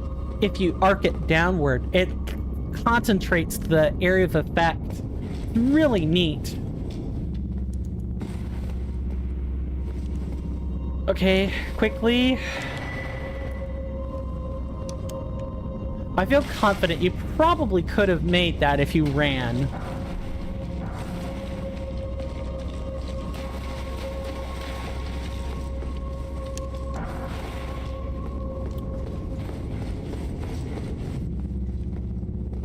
Any illusory stuff? Yeah, there's at least something. Not illusory, but we do at least get a rune arc for our trouble. Oh, Pate and Lucatiel, man. Those were my favorite Dark Souls 2 characters. I know. Ew, Pate. What about Creighton? He's the real victim. No, if you pay attention to the items.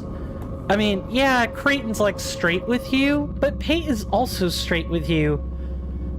Pate actually helps in more than one fight. Creighton does not.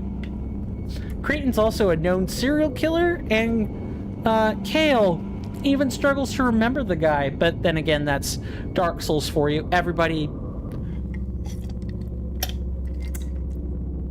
struggles to maintain their sense of self in that place.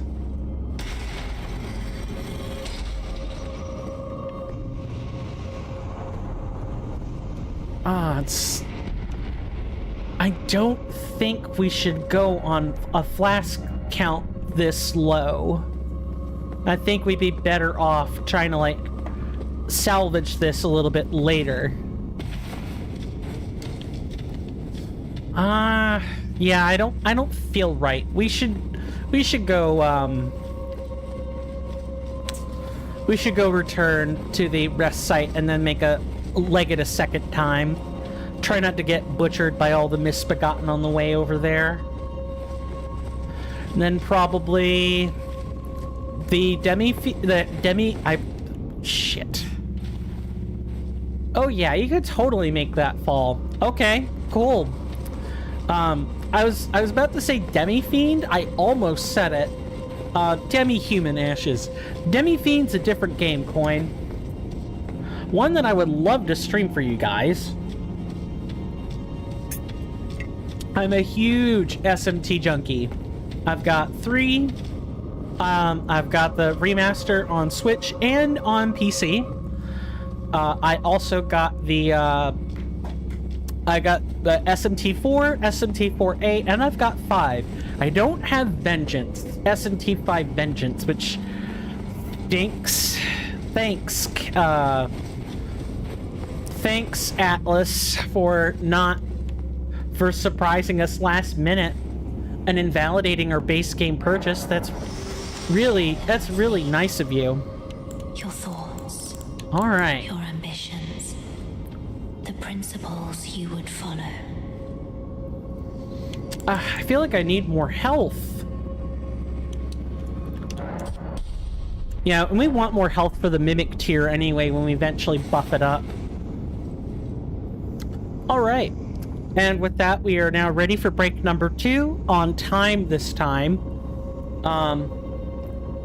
Not much to tell you, really. If you haven't been here before, we do take 5-minute commercial breaks around here. I get up, stretch, go cool down. I'll take my phone with me, so you guys know that I could still see the time. But, yeah. 5 minutes, 90 seconds of ad time on Twitch, YouTube. So sorry, YouTube. But I don't think you'll miss the ads. I really don't. Go get up, get yourselves I feel like this is too far high now. Or my chair is sunk in. Anyway, I'll adjust that when we come back. Not much else to say. Yeah, I'll see you guys after this commercial break. We'll get the little bit of shilling done that I have to get done, and then we'll keep playing. How's that sound? Good? Hope so. Anyway, thank you guys so much for sticking around, and I'll see you after this commercial break. Thank you.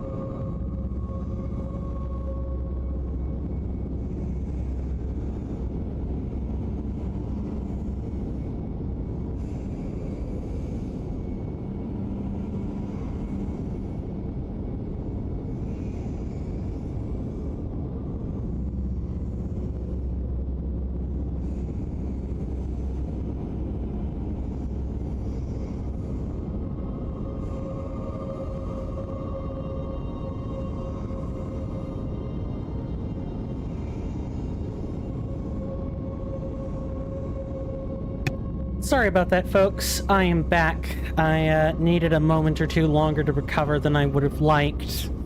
Like I said, house is hot or warm. It's like that by design.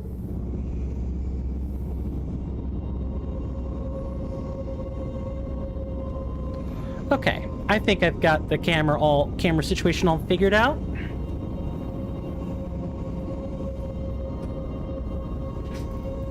Yeah, we've got it all figured out. And then I just felt it sink. If you guys like this content for any reason, please consider leaving a follow or a subscription. That every little bit of that helps. Liking the VOD on YouTube, sharing either the Twitch or YouTube profiles on Twitter or Blue Sky or whatever else have you also helps. I'm probably going to make a Blue Sky profile in a little while. Just kind of see what that side of the web is up to. Look, if you're going to be in any kind of geopolitical field, it helps to know what both sides are thinking. And not surround yourself in echo chambers. It's also important to just get different perspectives, which Twitter these days is kind of an alt-right cesspool. There's some left-leaning figures staying on it, either because Twitter is the app, as much of a dumpster fire as it is, or because they're being stubborn like George Takei and not just simply leaving. I do this. I stream this game every Monday through Friday at 7 p.m. to 11 p.m. Eastern Standard Time. Of course, my hours are going to be a little bit off today because of the whole microphone thing, but I hope to get that back under control sooner rather than later. I also do Let's Plays. Right now I'm working on the Elden Ring Reforged, that LP. If you want to check that out, I'm still working on those edits. I'm gonna push or power through it somehow. I don't know what that's gonna look like yet, but I'm gonna do it. You can check out my YouTube channel. For those of you on YouTube, you're already here. Congratulations. For those of you on Twitch, I have a link tree. I also have the individual YouTube panel in the About Me section. Just click on that, and it should take you to where you need to go. If you like to support the content in a more direct manner, you guys know the levers you need to push to make that happen. I will show more about that later. Let's get back to kicking ass, taking names, and hopefully not getting kicked ourselves.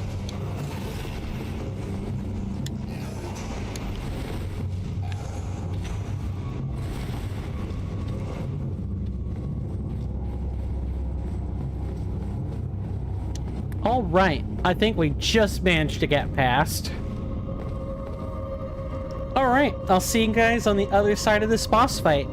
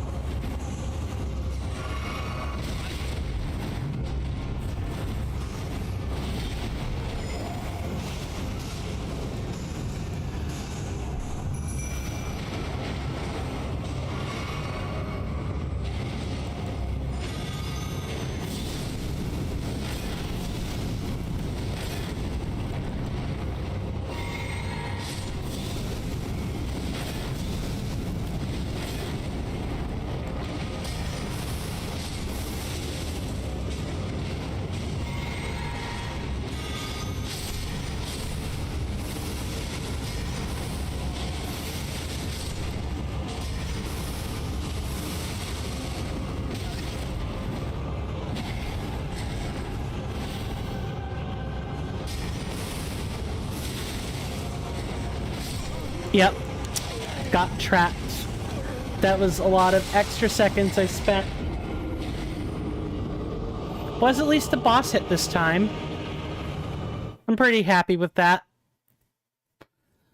Note, that's really a note I'm just going to internalize. I need to make sure we've got the correct,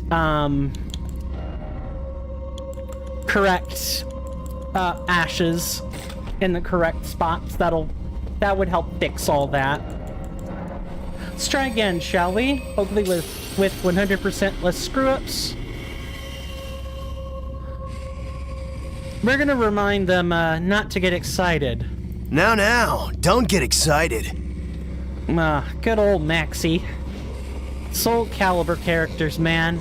I tell you. The quotes are so silly, but I love them all the same. Soul Calibur is my favorite fighting game franchise, in case people didn't know. I have a ton of different soundboards from the Soul Calibur 4 and some of them from Soul Calibur 6. Now, we're going to ask these bosses one very important question this time. Taki, take it away. Are you ready to die? Are you ready to die? I sure hope so. Let's try again. And I'll see you guys on the other side of this.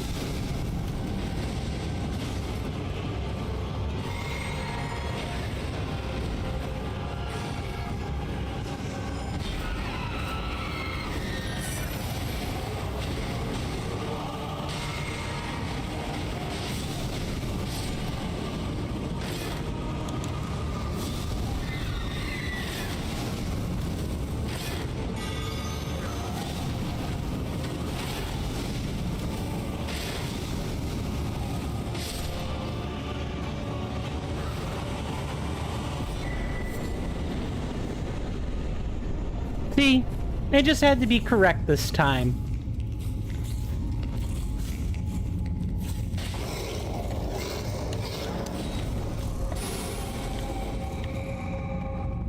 Now we actually have the Sage's Jail, is that correct? Sage's Cave. Now where is that? I'm not sure.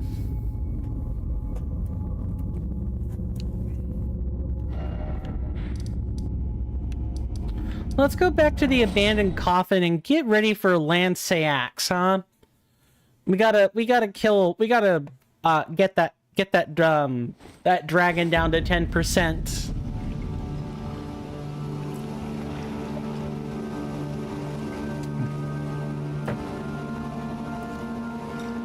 But I need to ask the quintessential question. For those of you that have seen this, let's call it Elden Ring poop. This skit. Who the hell is Senna? I'm thinking Xenoblade Chronicles 3 Senna. That Senna. But when that person made that skit and had Gideon Offnir talk about this during the original discussion of the harem, who the hell is Senna? I made sure to broach that with a second video as well. Yeah, there's a follow-up where he dissects Fia, Ronnie, the whole bunch. I made sure to put that question there. I'm not gonna let that YouTube content creator get away with not addressing that. We need closure, damn it. Who's Senna? There's no one in Elden Ring by that name.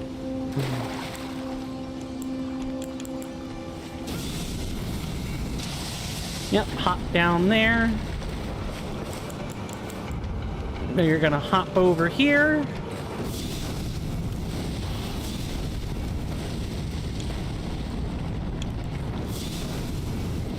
And if you're thinking of dodging, don't.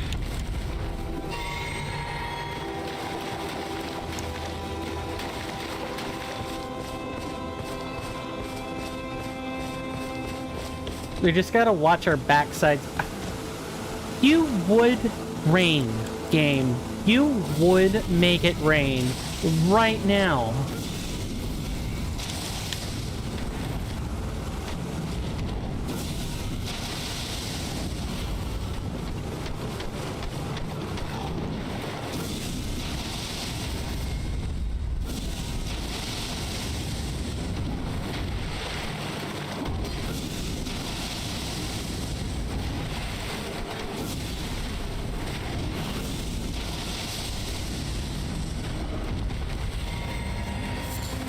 I'm no stranger to the rain.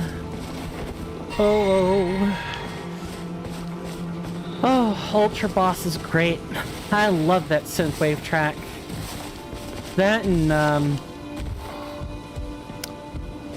Master of Disguise and Flow of My Tears. Those are all good ones.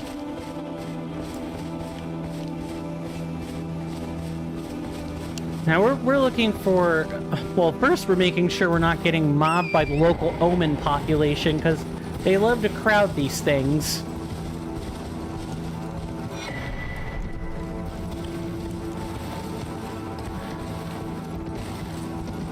I'm curious to see what's going to happen to all the cut content when in regard to vanilla. Like, how are they going to repurpose it for the DLC? Because you know that's a FromSoft special, is they don't like going without content, or they don't like making things and then having those things go to waste. So it's not really a surprise, except for like Sekiro. For some strange reason, they probably ran out of time and or money to like pursue that long term. Is it Komoe?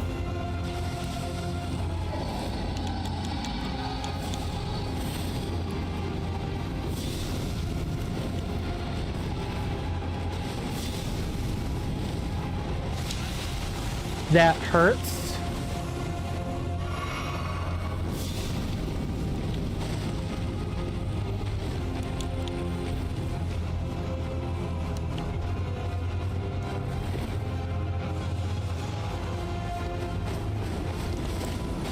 All right, sure. That's how we want to do this.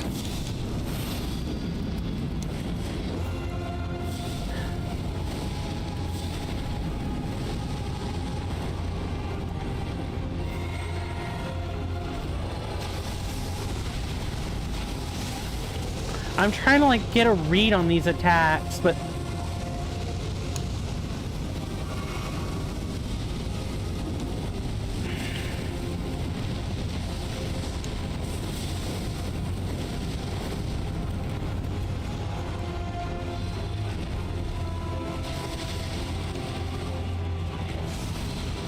finally an attack I recognize.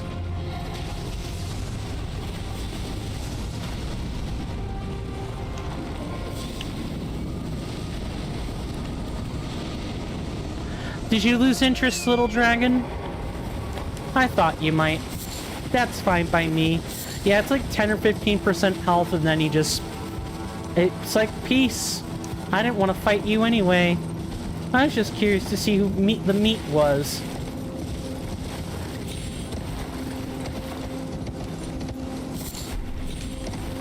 I'll chew you and spit you out before I've even fed you to my kin, soft meat. Oh, howl there. It's unfortunate that I gutted you during that playthrough.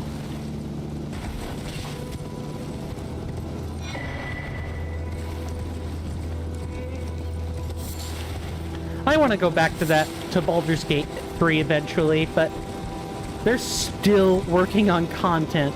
They're still wrapping up the game in a nice, neat little bow along with the modding tools. I hear they're working on the evil cinematic endings now, which is neat. I mean, I'm not an evil guy myself, And I tend not to play evil alignments in games like that, but I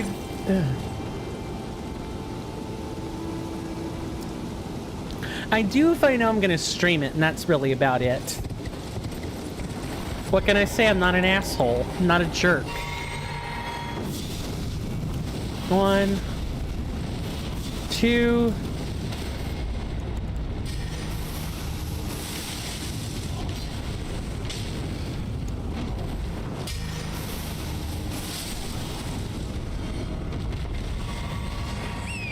Biting your own tongue when you got a hole in your teeth? Not fun. Because you never know when you're accidentally going to press down and lacerate your own tongue with the sharp enamel hole that you now have.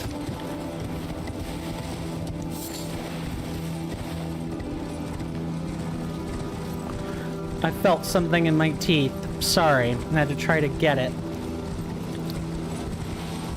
Might have to go take the brush to it again.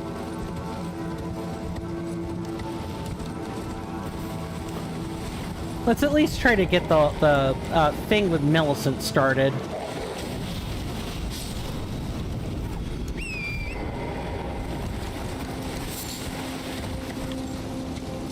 Ah, you'd think there'd be something up here, but I guess not. Hello, my female friend. How are you doing? Ah, we meet again. In truth, it's been smooth sailing for me. The scarlet rot has stilled since last we met.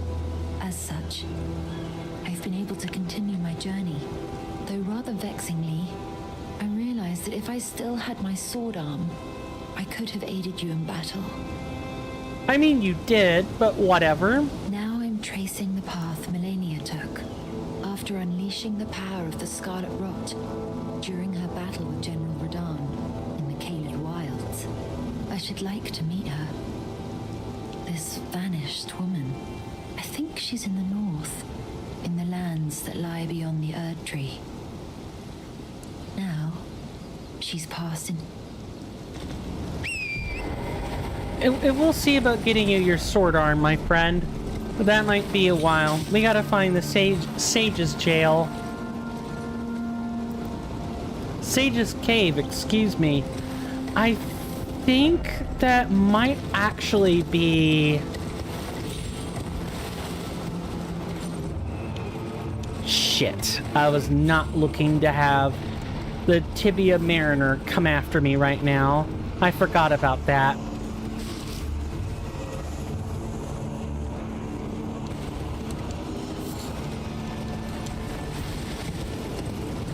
I'm trying to remember where that is.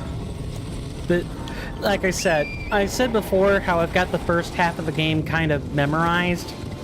And, like, this is the part I sort of don't have it memorized fully.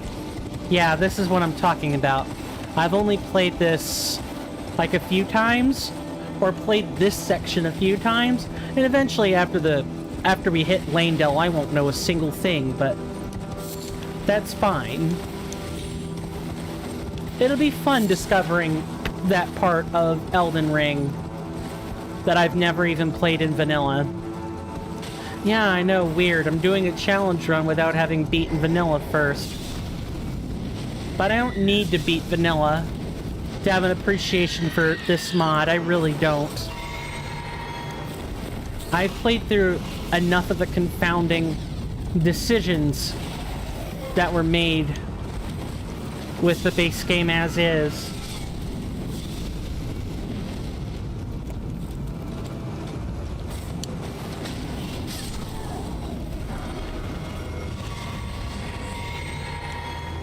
We're looking for rune pieces, in case that was a mystery to anybody.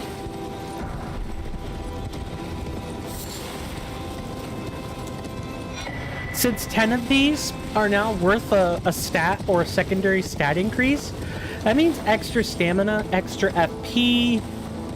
It could even mean reduced spell costs later, or the ability to take less damage from specific status effects. It's really awesome. We did, in fact, We discovered these, but, like... There's, like, the ruins up top, right?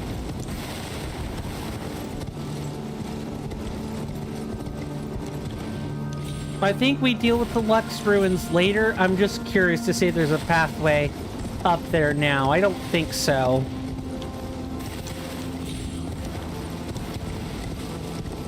Oh, that's a rune piece right there.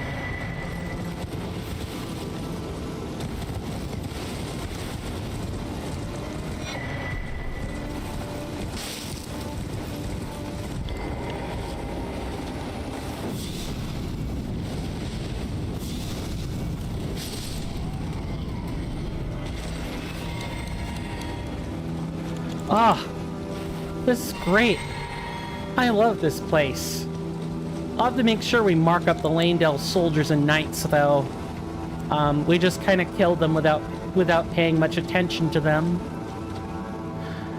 Also got to be careful. There are ballistae right up on the hill ready to eat our ass, literally. We're just gonna go around that whole thing.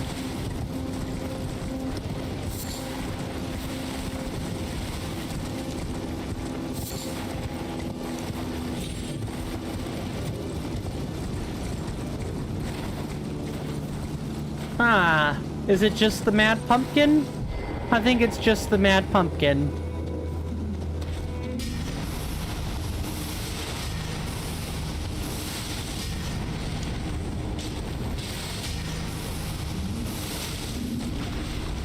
Stop hitting me.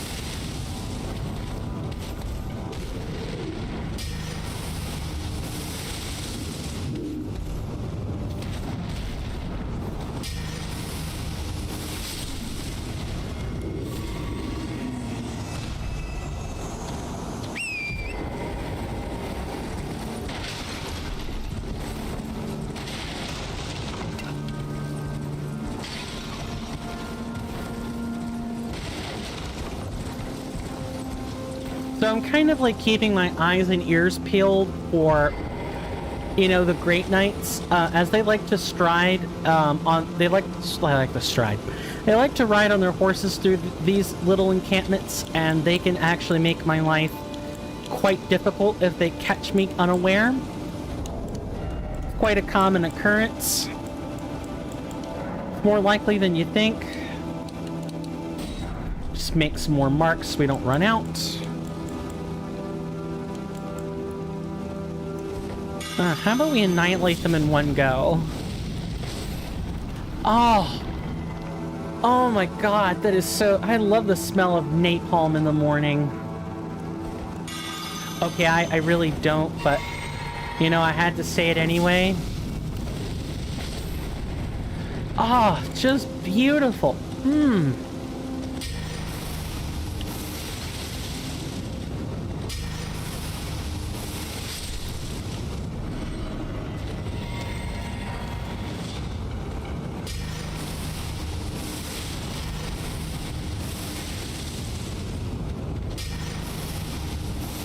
Is it just me, or did blood boons stop ticking so much?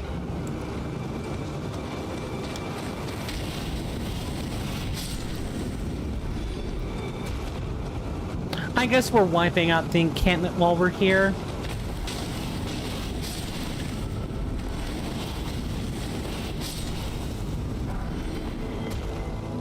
There's like, what, 3? Yeah, there are 3 ballistae set up.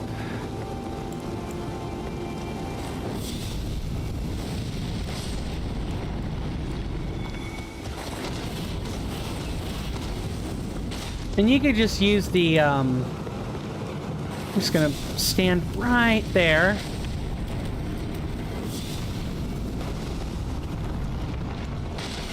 Very nice. Okay, this is suddenly much less nice.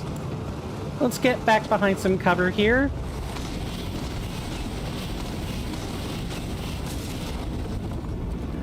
But yeah, I'm basically using these ballistae in order to recharge my reserves. And if not, we can always use these stubborn enemies who won't listen to reason.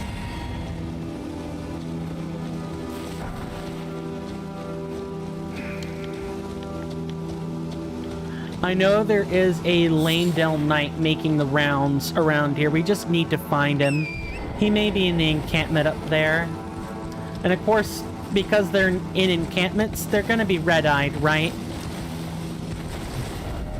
And because they're red-eyed, they're going to have way more health than even the yellow-eyed enemies will. Nope, there he is right there. Complete with riding mount.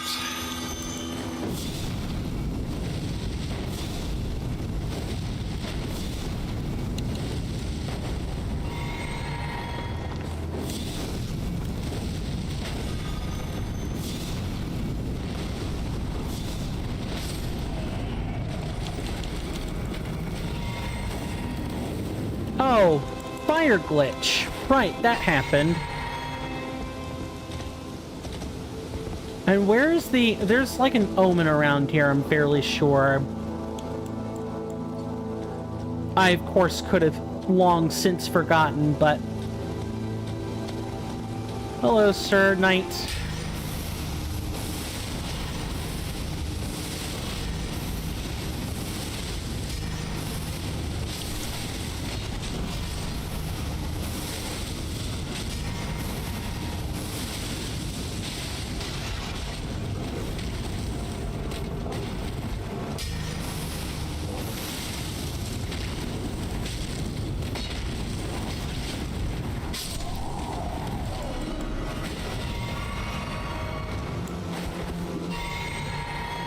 Better.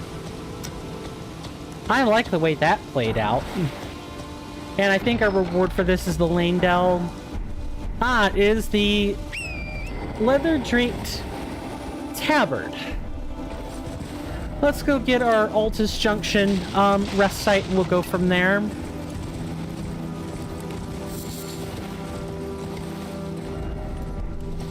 You know, if you're making sure I'm pointed in the right direction.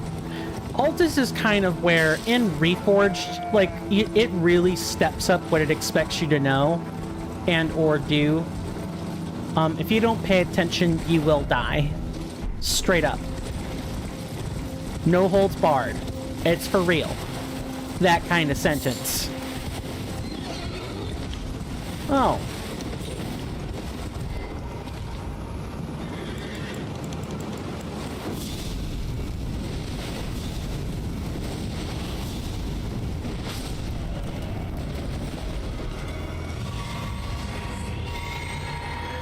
I love how powerful this spell is. Granted, I don't think you're supposed to have it until way later, but I'm sort of... Oh, yeah, we're not gonna let you toot your own horn there. Never mind, that is totally a thing that is happening.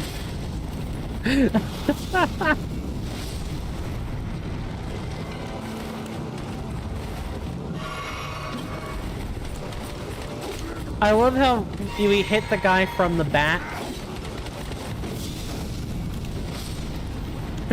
Or like we just cause a whole bunch of them to go flying.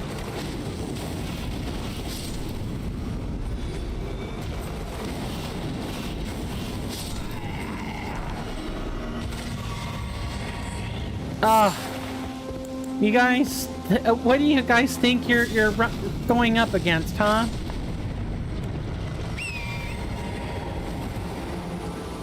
I feel like a bully right now. You know, we're 71 deaths in, and even though I feel really bad about all of it, somehow, some way, we've managed to turn into literal schoolyard bullies. Now let's go ahead and rest here. We gotta level up anyway. Can finally start to get those points in endurance, or in vigor, excuse me. Having extra health never hurts. Hey, Bok. Bok, this is ready to... Sure. You can... Let's make adjustments to the clean rot armor. Oh, please do. Bok ready to make a. Oh, going. Let's see if you have something to say. I feel like you do. We just need to actually rest here and talk to you again. Bok ready to make. Oh, please. Maybe we have to check back in with him. And I want to say the Sage's Cave is somewhere this way.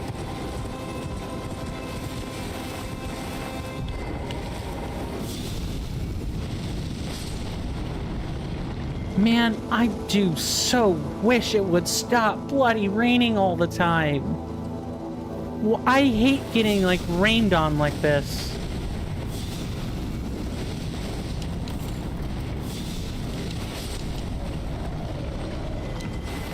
It's very annoying to constantly be nerfed by 10% all the time. Oh, you know, I wouldn't actually change it. Like, you know, in my normal playthroughs, I'm a variety caster, so I would cast a bunch of different kinds of stuff. So I wouldn't be quite so impacted by the rain like I am with a challenge run right now. This really takes the cake on not being able to do anything about just less DPS. Instead of doing 1,000, I'm now doing 25 points less, which doesn't sound like a lot, and it isn't, numerically speaking, but if that kind of thing can mean the difference between one-shotting these small, dinky enemies and two-shotting them. And two-shotting them makes Giant's Flame very much not worth it. Okay, get off so we can...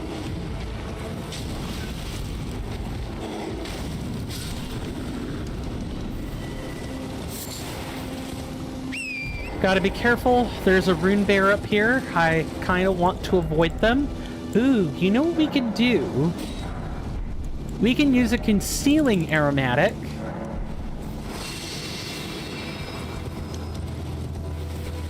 And it won't make us invisible, but it will actually make us harder to spot. That is the hope.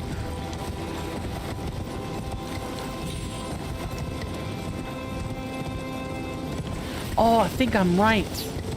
Oh man, are these concealing aromatics useful.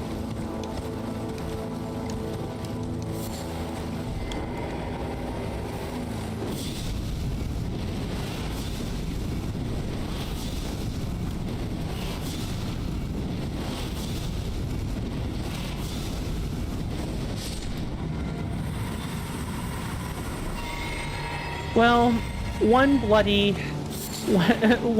Miranda Blossom later, and we have now... Oh, this is not the right cave. Hold on. Nope, we gotta find the Sage's Cave for this.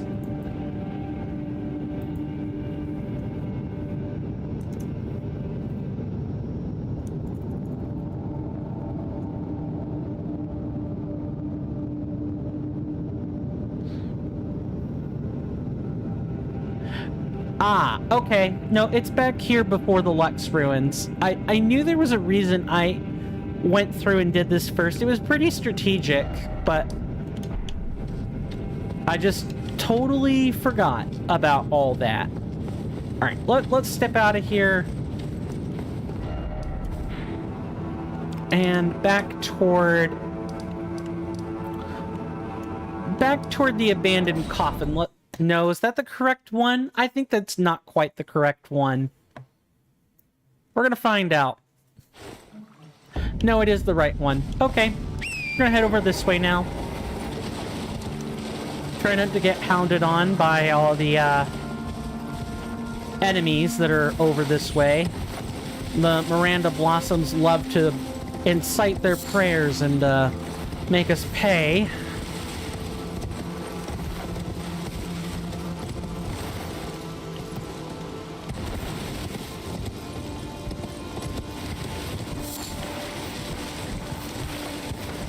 Is our cave, like, over here? Or is it over here? It's in one of these corners.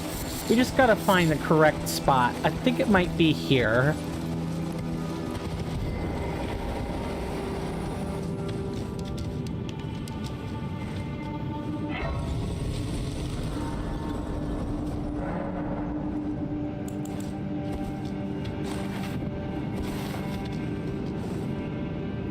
Oh, that's right. We had 2 bosses, and this one goes invisible. This one goes bloody invisible. I think we might have a better spell for that now, but we're also going to take off some things I don't think we need anymore. We're going to get rid of Black Flame. Don't need it. Same here. I'm trying to remember if there's rot or poison we have to deal with. At the risk of being poisoned, I'm going to take off this spell as well.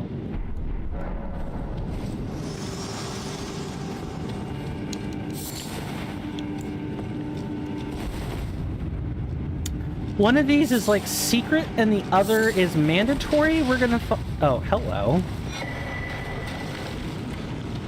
Nice rune piece. How many do we have? 1 more and we get a sweet buff.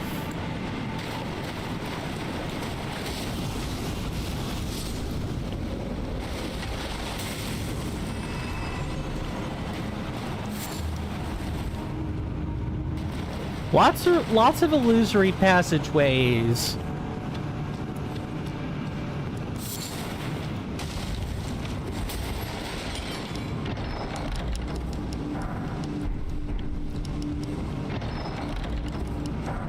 I hope Deathblight is not a common occurrence. As you can see, we have now reached the point where I really don't fully remember everything. And I'm kind of going, what was this like again? How did this work again? That is an illusory wall if ever I saw it.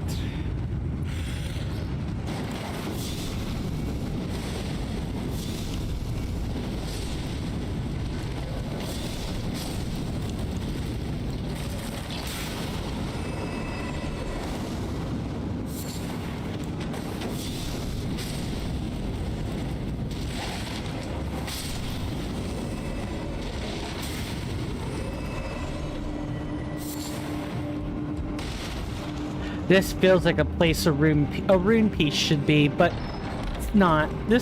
It would almost be too easy to have a rune piece here, being fully honest.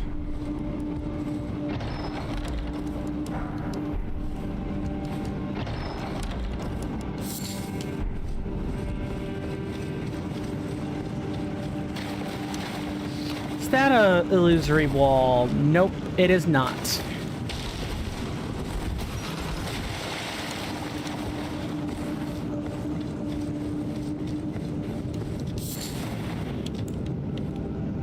Oh, it's just a full-ass armory.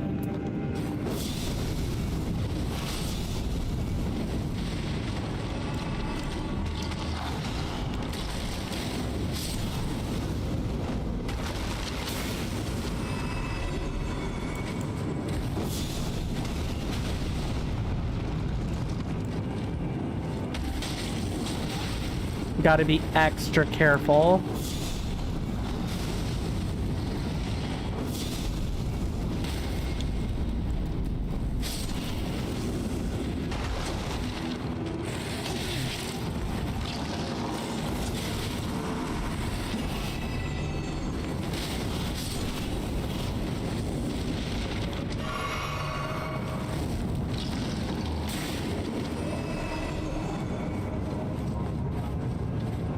The trick to caves like these is to come prepared with some AoE spells, and I'm being deadly serious about that.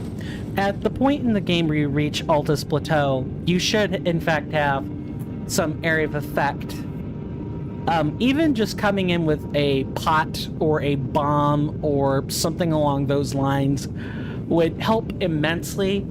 And also, Altus Plateau is this weird halfway in between for the living and the dead. You'll see what I mean about the dead part, but you'll actually want some holy spells while you're in this place. Sounds like you want to pack them away. when it comes to Altus Plateau, but that could not be further from the truth. You definitely want holy spells. You just need to be judicious in when you're going to pull them out. That's all.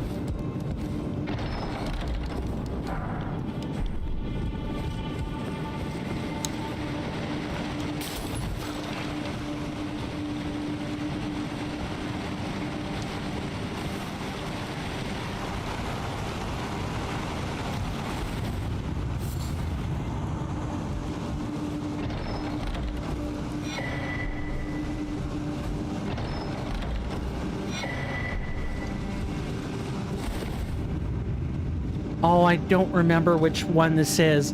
If it's the Necromancer... If it's the Necromancer, we may be okay.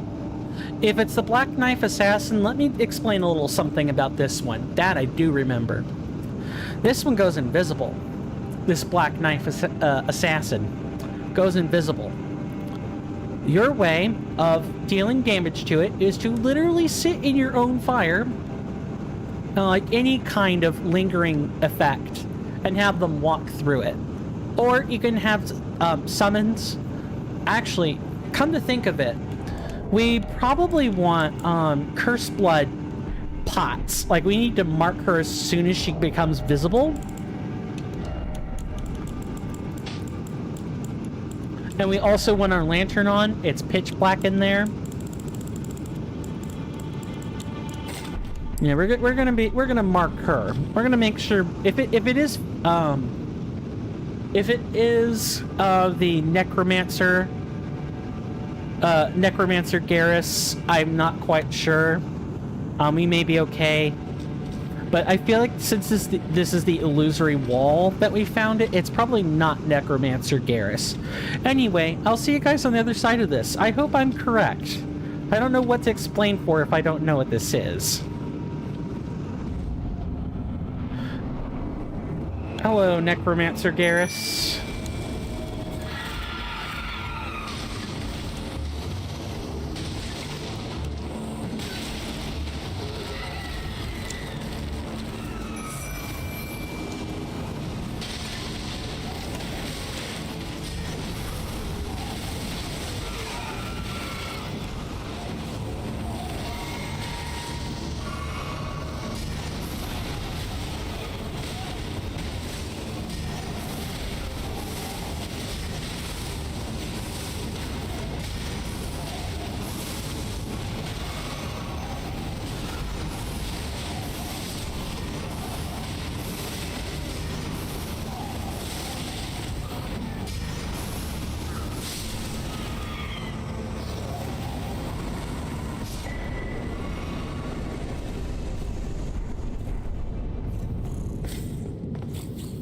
Well, that happened.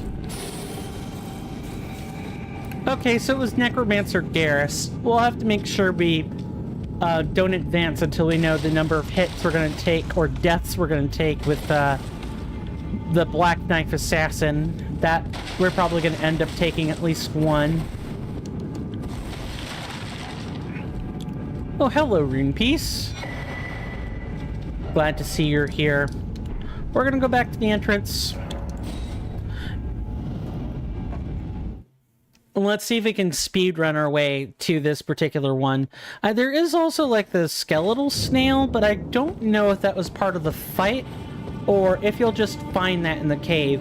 We don't have to go out of our way to mark it, however. We will find that. We'll actually find that in the Lanedale outskirts. There'll be plenty of skeletal snails for us then. Hey, welcome, Devious Grace. Good to see you. I have Rundown Tea. How are you doing? Good to see you. Hope you enjoy your stay. Thanks for all those hype emotes. These are nice and cute. I love them.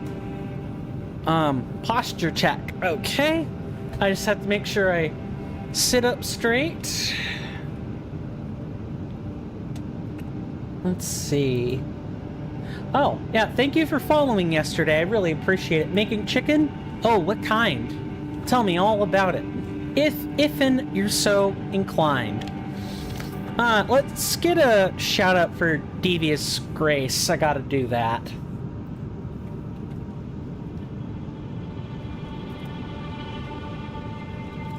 And I would love to be able to type.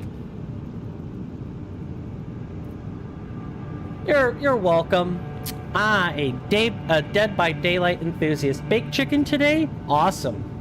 How's the game going? Game is going fine. We have managed to kill Necromancer Garrus, a boss hidden behind a secret wall. He was interesting, but ultimately not much of a push, or quite the pushover. Just watch out for the projectiles. The real test is going to be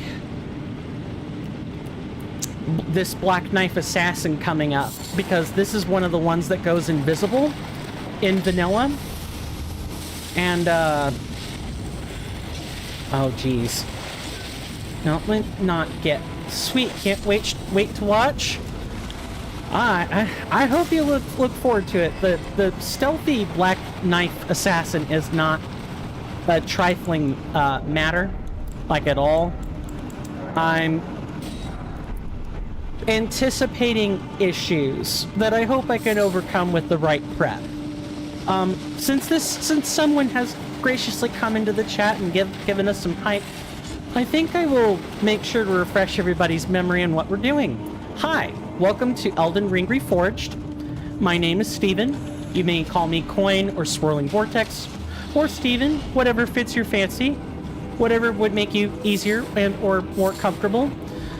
This is a Vanilla Plus style overhaul mod made by Team Reforged. For the most part, Kirnifr and Avidian Spearhead stuff here. Those are the names of the lead devs, but there are other people working behind the scenes as well. There are approximately... Thank you. For those who don't know, by the way, Stephen is a Greek name. It has Greek origins. The root name is Stephanos. It translates to crown in English.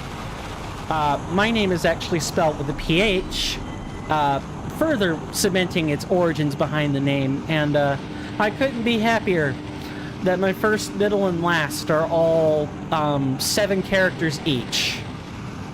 Well, that's 777, and that makes it a lucky number, doesn't it? Anyway, getting back to the overhaul mod, thank you again. I do appreciate the compliment on my name. There are way too many changes to list. Far too many. Perfect attacks, deflects, ducking, new spells, new bosses, altered lighting, altered progression paths, alternate subsystems, all that stuff. Too many.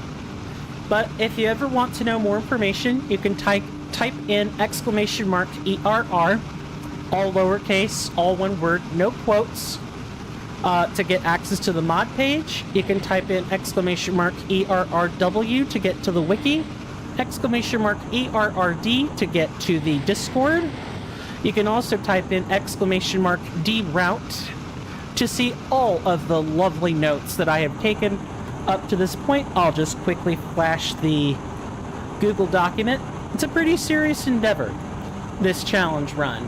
I'm up to 7 pages of notes, and I expect to go further. I've taken a lot of care to make sure you guys have access to the documents you might need. You're like, oh, I want to see what he's doing. I want to know more about ERR. I want to know more about the challenge run. And I don't mind explaining it 10,000 times, but it's nice to have documents for that stuff. The documents also help point additional questions. Thank you for all the emote hypes. Now I have one other command I'm going to demonstrate here, and that is !BOSS.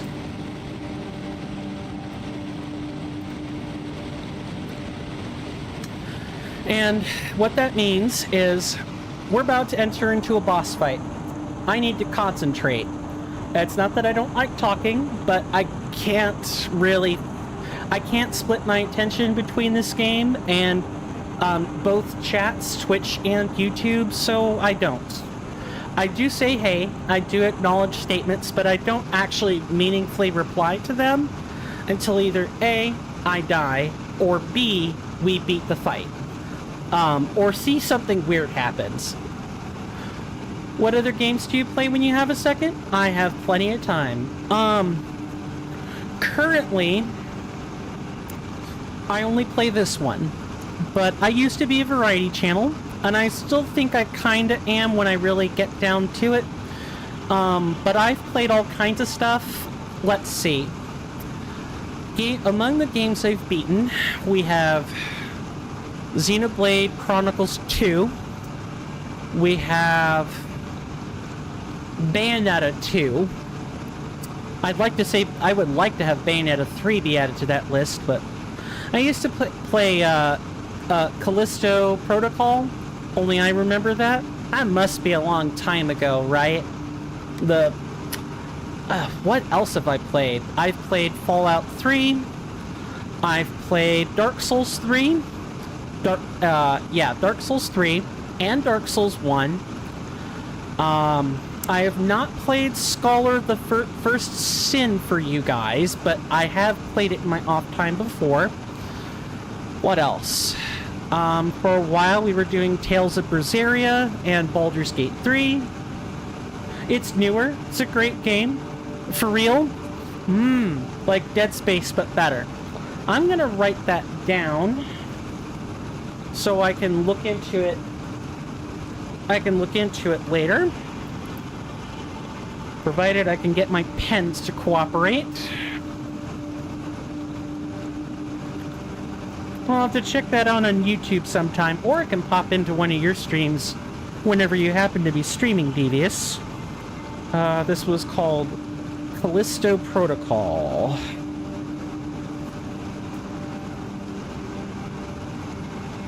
Don't want marker. I want pen. That's 2 pens. May the third one work. I'm the Callisto Queen, if you will. I beat the game on the hardest difficulty. Nice, nice. Callisto Protocol. Okay, got it written down. I'll log that into my private Discord server later.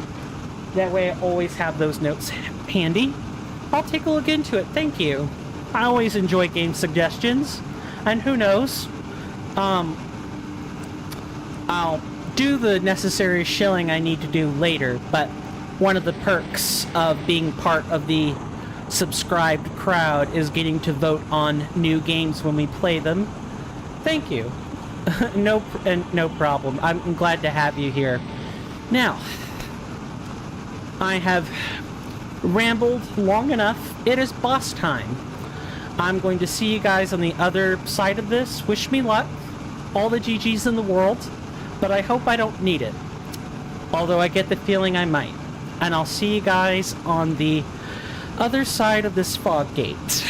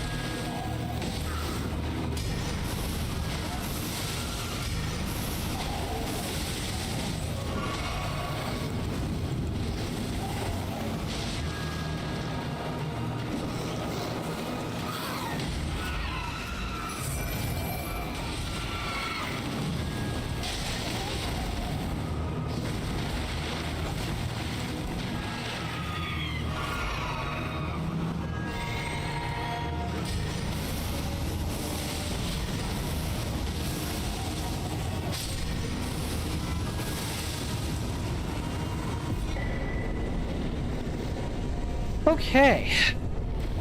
Sorry about all that silence, guys.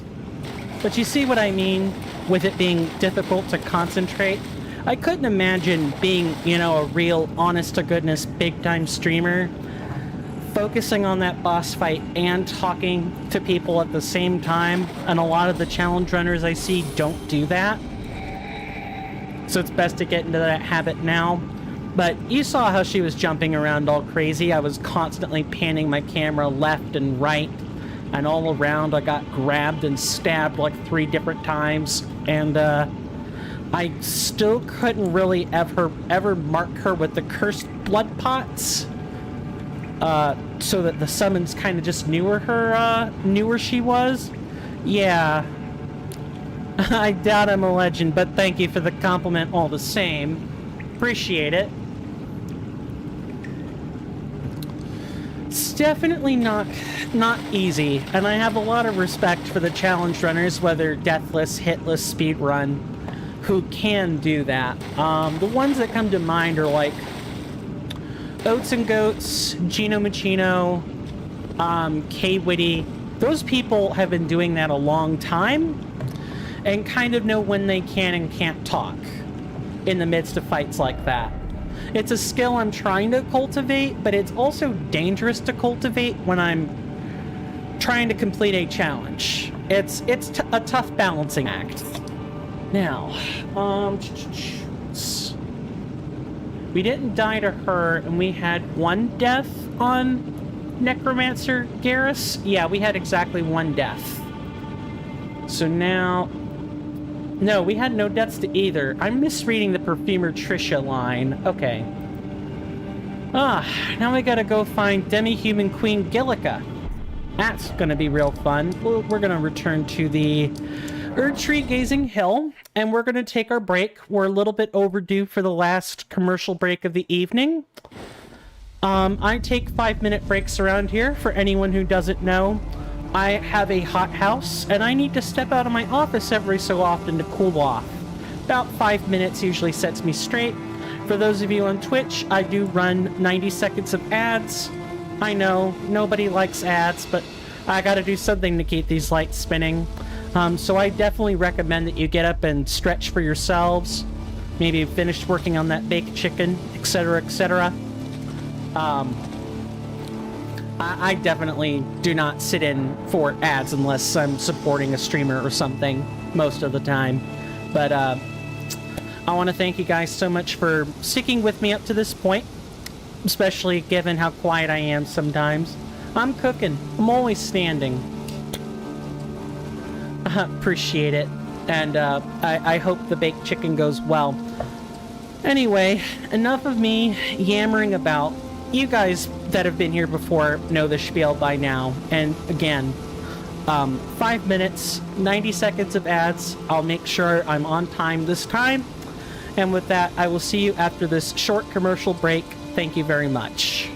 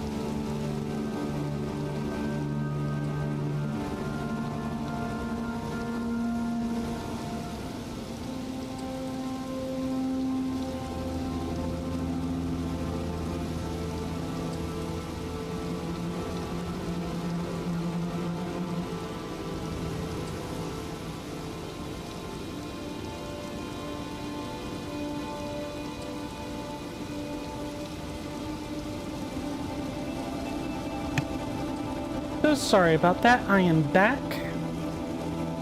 Hopefully everybody has enjoyed their commercial break. I could see the all the hype emotes. Thank you very much. Enjoy the hats. Among other things, I believe you get 5 emotes just for following. So I hope everybody loves them. I am slowly subbing out the ones that aren't mine with ones that are. Takes a lot of time to do that, and even more because my tendonitis in my elbow wants to fight me at every step of the way. But rest assured, I will eventually replace those emotes, and we will have all the ones that I drew myself, except for the ones that I paid Calligraphy Inc. for, because those are non-scam emotes. The ones that you guys have and follow, as nice as they are, I'm pretty sure I got scammed by a graphic design artist, and I just didn't know it at the time I was purchasing. I kind of know it now, because with enough time and technique, I think I could replicate them. Let's see. You'll be in the ad zone. Okay, hopefully there won't be any further ads that aren't like pre-roll. For those that don't know, I stream, or I only run ads about once an hour. So I'm trying to like strike that balance between, you know, pre-roll, like not having pre-roll, so new people can come in and they aren't instantly blasted with 3 minutes of Twitch ads, but also balancing the user experience for you guys that are actually watching, so that there aren't, you know, ads every half hour cutting me off at random points. I don't know what that experience is like for someone just watching. Just watching with this type of ad schedule. Someone will have to tell me.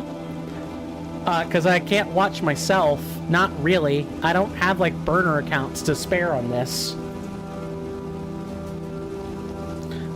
Whether or not Twitch is like, hey, I see you don't have pre-roll protection. You know what that means? We can run an ad whenever the hell we feel like.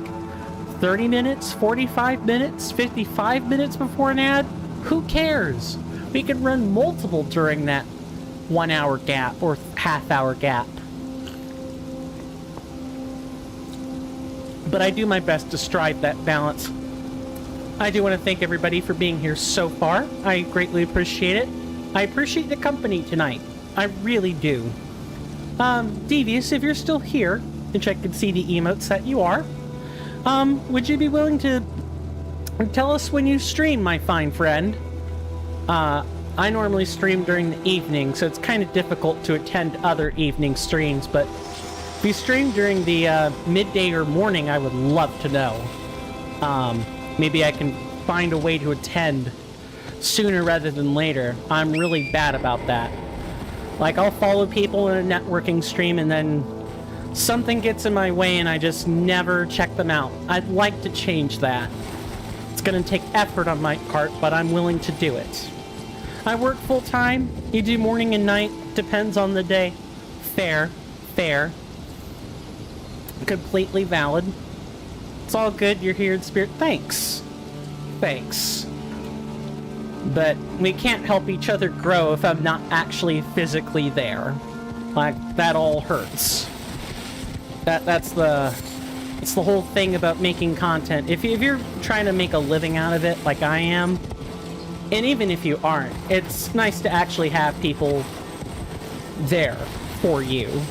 And of course, that is not a calling card for anybody to come out from the shadows and lurk.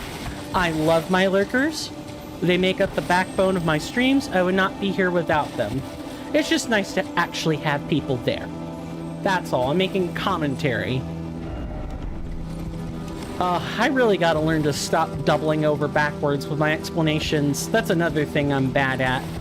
Constantly, explaining what I'm saying, like the reasons for saying it. Not allowing people to draw their own context. Streaming is your third job? Oh, if and you don't mind. You mentioned you work full-time. Sounds like you work 2 jobs, if you ask me. What do you do for a living? If you're under NDA or whatnot, be as generic as you have to be. I don't want to get you in trouble over my nosy questions.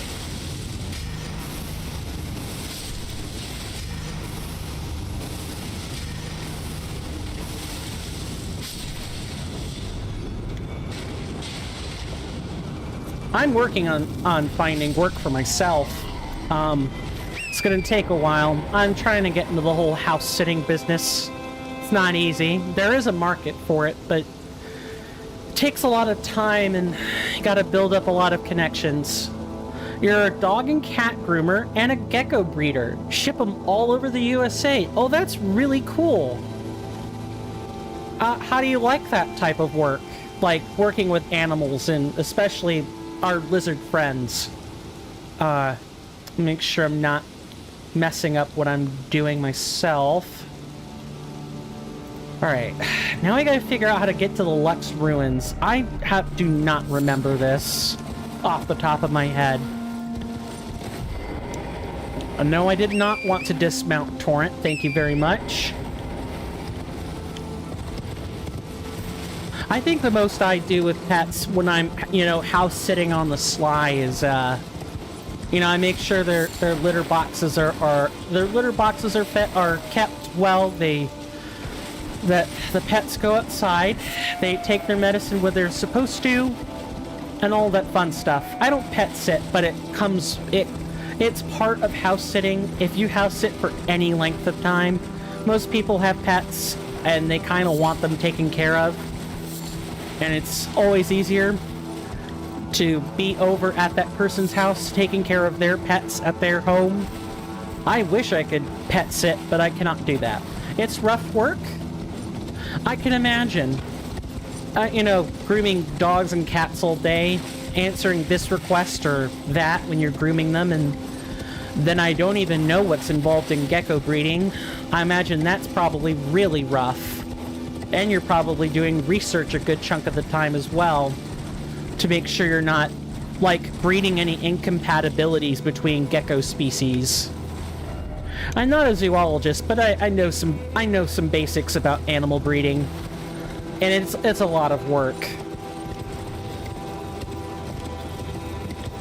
For those who don't know, I was a former STEM major. I was studying to be a biologist, a cellular biologist, so my knowledge of the animal world is passing, but I know enough to get by.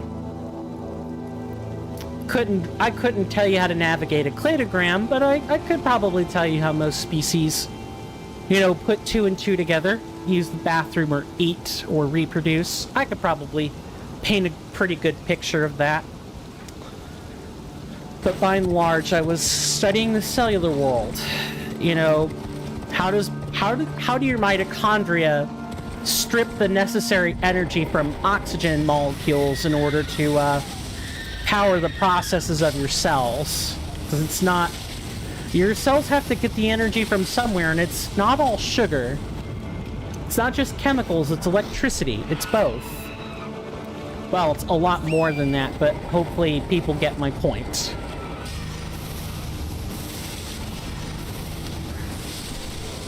Then I ran out of funding, and then I had to stop studying. But that's neither here nor there. And people were not looking to come here to listen to me opine about my former life, which is probably dead to me now. I'm trying to focus on bringing positivity and, adrenaline, if nothing else.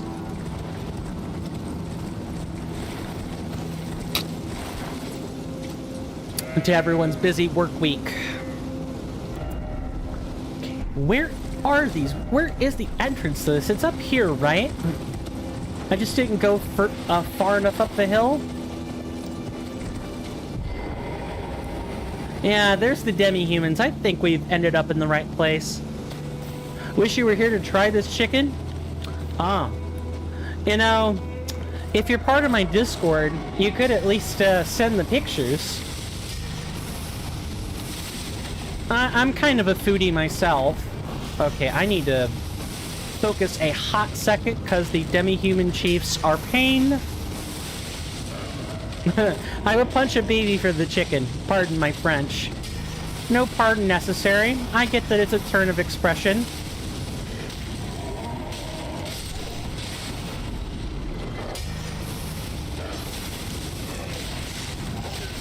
Oh, I hate when they do that.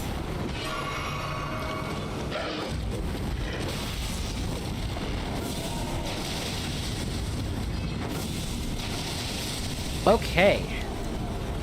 Ugh, I hated the way that panned out. What kind of fake chicken is it? If you don't mind my asking. Demi-human, I'm gonna burn you alive. Stop hitting me. Demi-humans are one of those enemy types. I think I've already said this, but it's worth reiterating. Demi-humans are one of these enemies that, marinated drumsticks. Awesome. Got them for cheap? Hey. Whatever you gotta do to survive, right?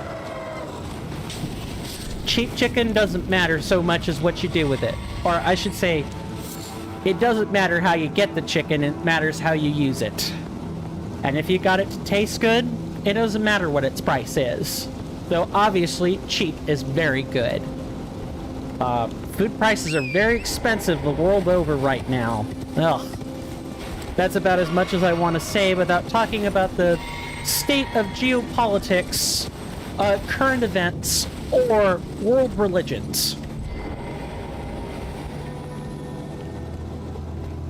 Okay, I'm trying to remember if the demi-human queen is like on the other side, or if she's up at the top of the ruins, and I just don't know.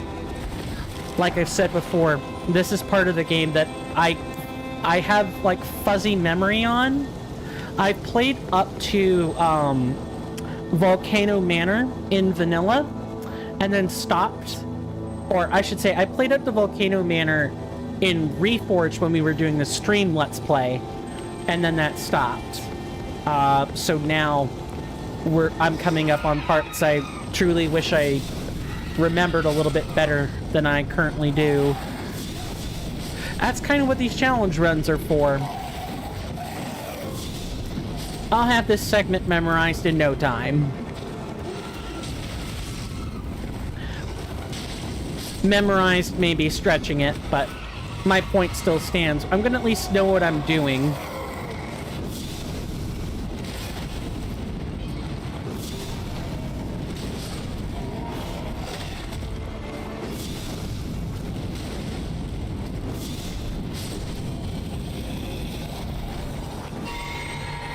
The demi-human chiefs are very quick. They're very fast. And you can't really outrun them. You can certainly try, but you're not going to be able to. So the sooner we kill them, the better off we're going to be. And I envy the people who try to fight with melee builds on stuff like this, as it's frustrating enough as a caster. I can't imagine what using like a two-handed hammer might feel like. I would probably be very frustrated and be using consumables a lot more. For those who kind of maybe aren't in the know on Reforged, I would say right now, I'm off to eat love. Keep up the good work. While you lurk, enjoy your lurk. Thank you for keeping me company. Go enjoy what you eat. You hyped it up, so I hope you enjoy it. Hope it tastes good. And it's fulfilling and healthy. And I'll either see you if you get back, or if not, have a good rest of your evening. And with that, we're gonna focus on finding this demi-human queen. And thank you for that redemption. I did take a sip for that. Oh yeah, I forgot to mention, and this is just at anyone, not at anyone in particular. I do have channel points. Devious has been kind enough to illustrate them a few times. illustrate? Demonstrate. There we go. Demonstrate the commands a few times. I have various channel point commands. The channel points are called amperes here. Yeah, I have a faint electricity Nordic theme going on, and you can do things like make me take off my glasses for 5 minutes, or make me shut the hell up for 5 minutes, or make me not say a certain word for 5 minutes. And every time I say that word, I extend that timer by like 30 seconds or something. And you can even make me go find a hat or other stuff. It's I've got like the basic bare bones for engagement setup. I don't have any like soundboard redemptions, if that's, I think that's what those are called. Like sound alerts. I'm sure it could set that up. I've got the soundboard. I got the soundboard set up, so giving other people the ability to just do it themselves is not a terrible thing to get set up. It just takes time. Also, I just realized or remembered that my overlay is somewhat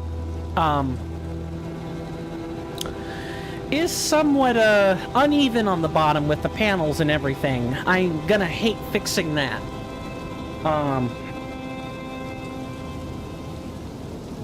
Cleaning my glasses as best I can.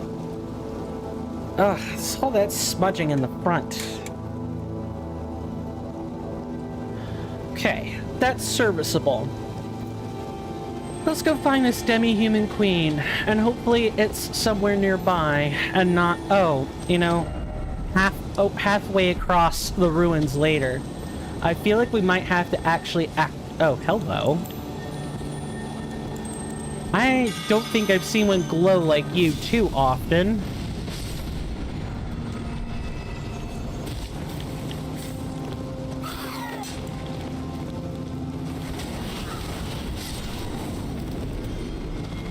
Okay, I saw another one. Here you are.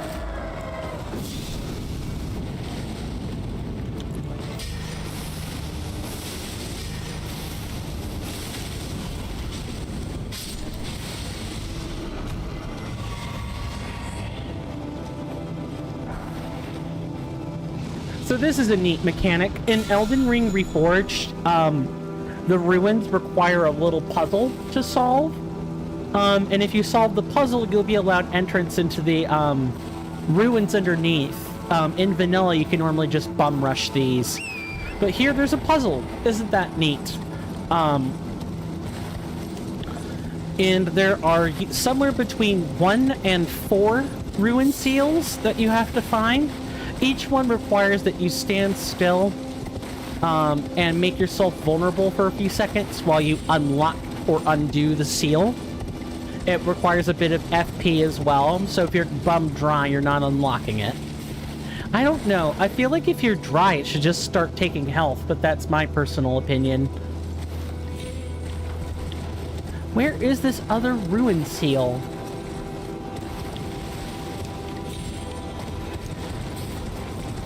Here it is.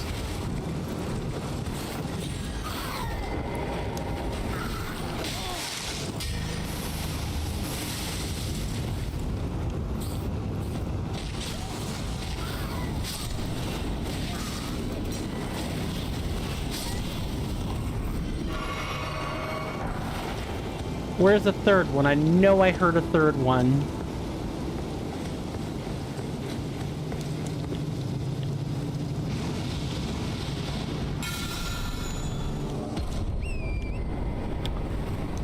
Only 2 of them this time. Okay.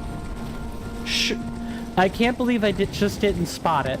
Alright, let's find the entrance then.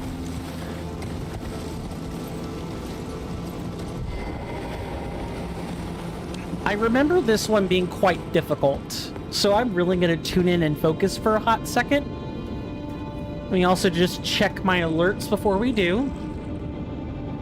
And, you know, crouch so that nobody thinks I'm here. Okay, where did I see that?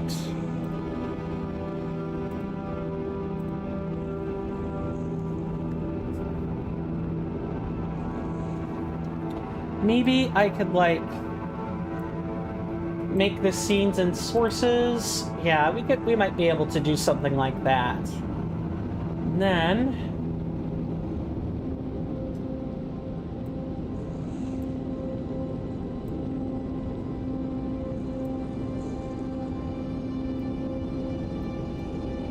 I'm kind of like trying to integrate panels so that I can free up some room to see all the alerts that I need to see.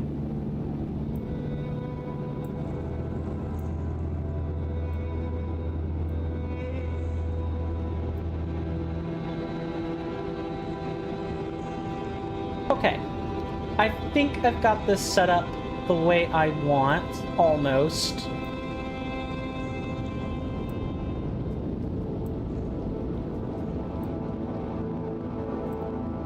Yeah, okay. With a little bit more adjustment, I have my alerts where I want to see them. I can't hear them, but I can see them, and that's the important part. Now, with that, I'm gonna let you guys sit back and enjoy the ride, and I will see you guys on the other side.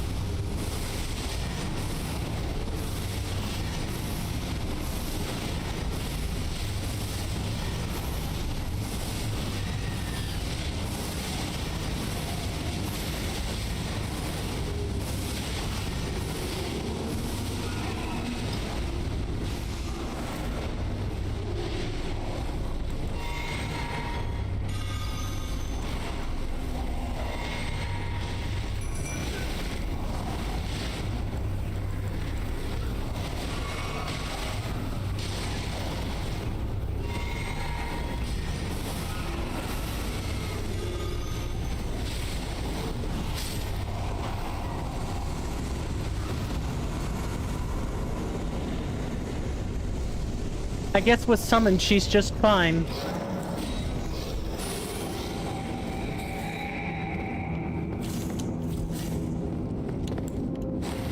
And I forgot how pitch black it was in this room. What do we get as our reward? Anything useful? The Ritual Sword Talisman. Now that's interesting. So we have 5% on the talisman. Like, we don't have the wax canvas talisman that boosts this by 8%. What is the attack power raise when HP is at maximum? Is that like 4%? Hang on. Well, now would be a good time to showcase that wiki.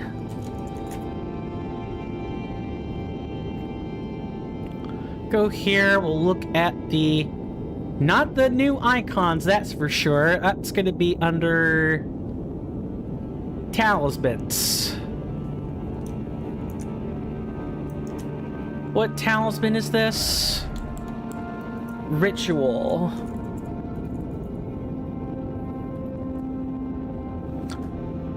Damage boost granted to spells only. Okay, so spell damage, any spell damage is 8%. But our R2s are at 10%? That's pretty good. Okay, we'll do it. This does require our HP to be full at all times, so I may carry an incant that lets us do that, but that shouldn't be a problem. Let's return back and level up.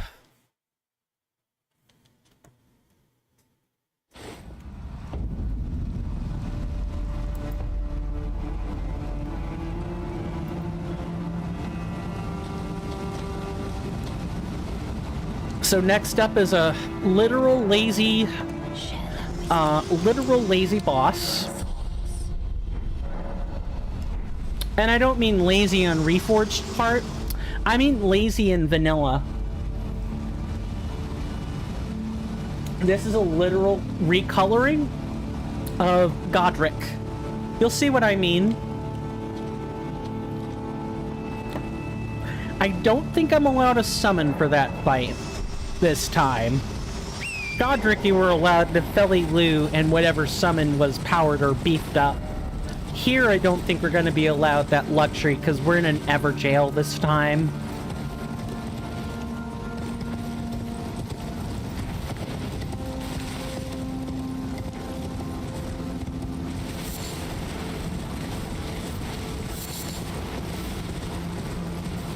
So, as you can see, Altus Plateau is not always a golden land. It's got plenty of shadowed boughs for us to sit underneath.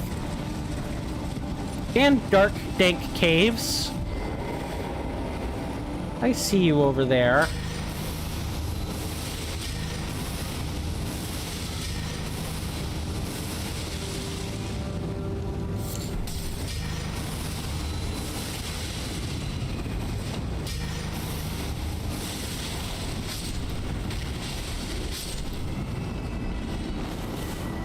Unlikely bedfellow were in fact, vulgar militia.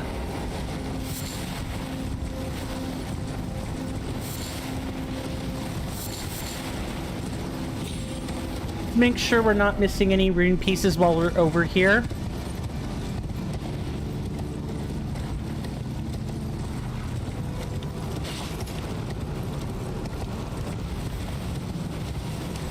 Worth noting that you can, in fact, access this without even having gone over to where we were. You would have just taken a left once you've gotten out of the elevator, out of the Deathless lift.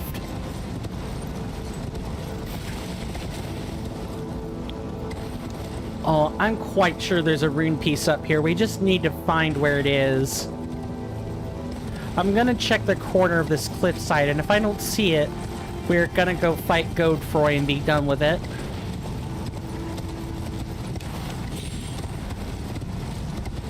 My intuition is correct. I'm happy to be right in this circumstance.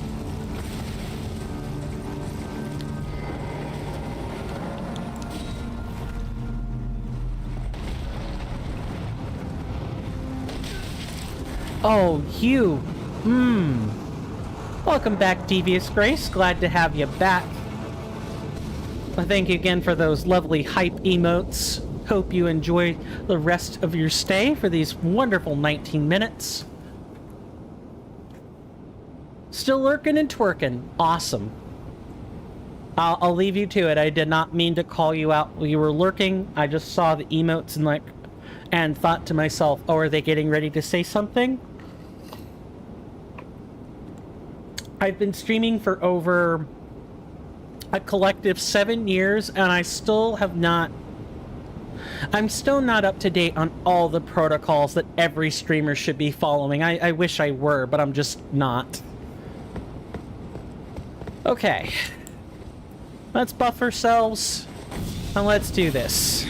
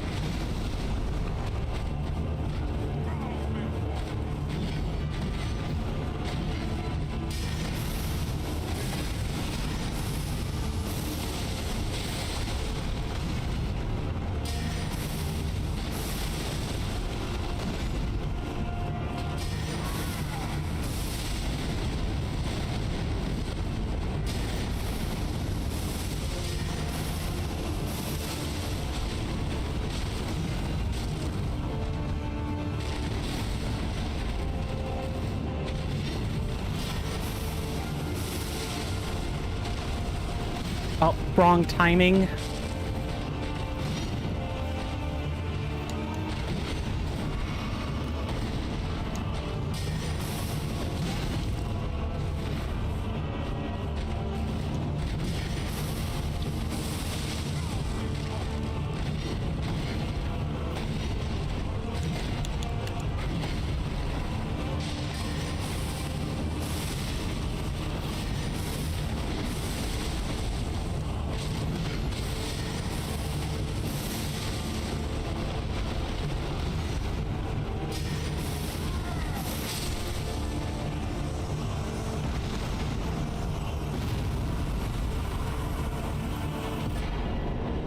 What a shameless copy paste.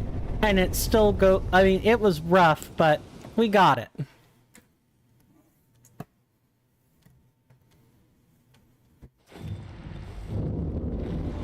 What was our next one? Knight's Cavalry? Ah! This one. These ones are always fun. You gotta be careful with them. So, for those who don't know about Elden Ring and generally how it works, there's a glitch. There's a pretty easy glitch that you can do. It doesn't take much effort at all. All you have to do is live out your pyromancer fantasies. Want to burn everything alive with fire spells or fire attacks? Be warned.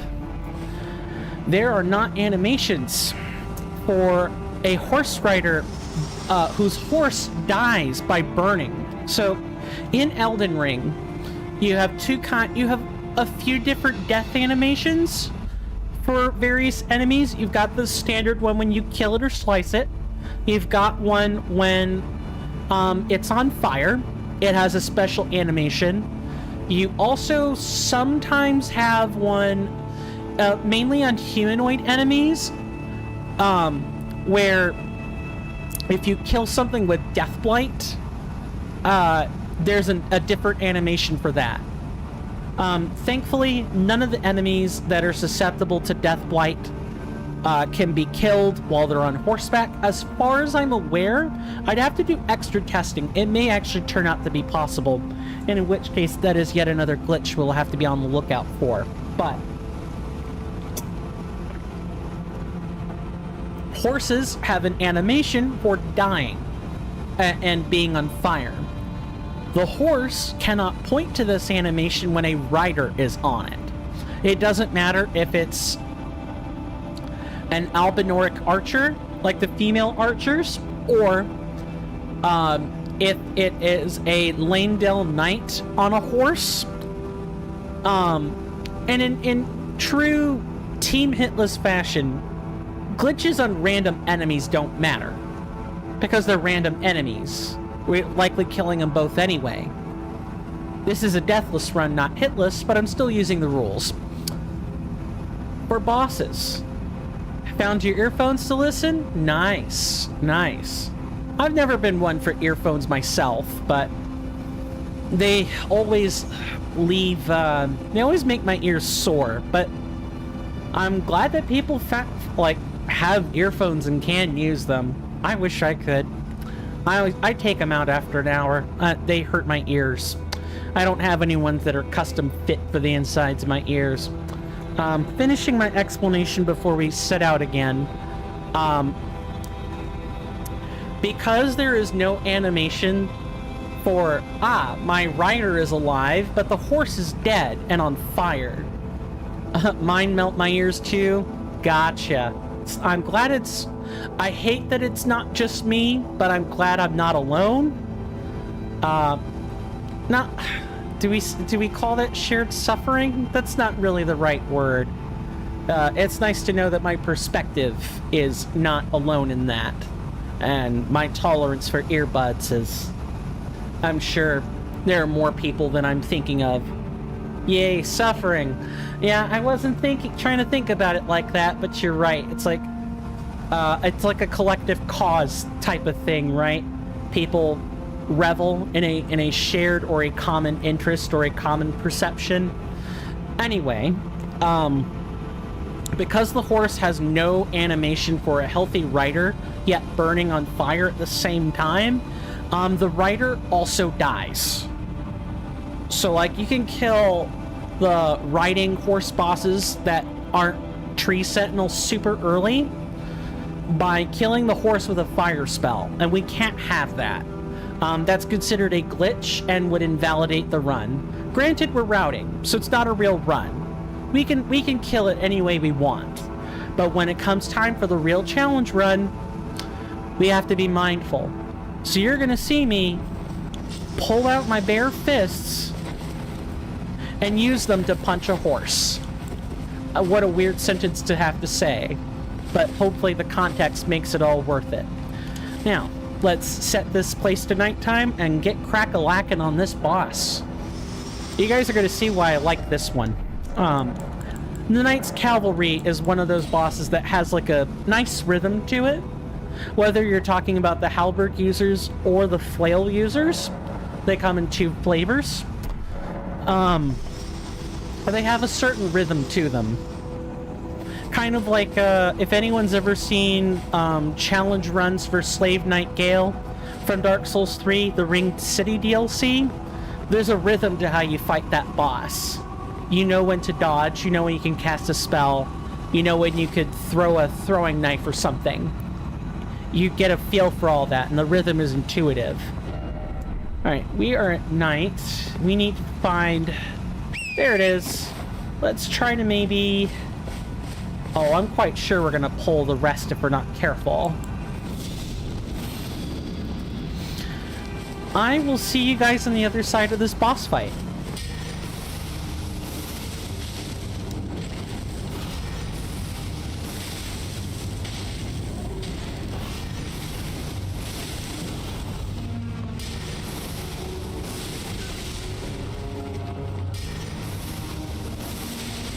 Thank you.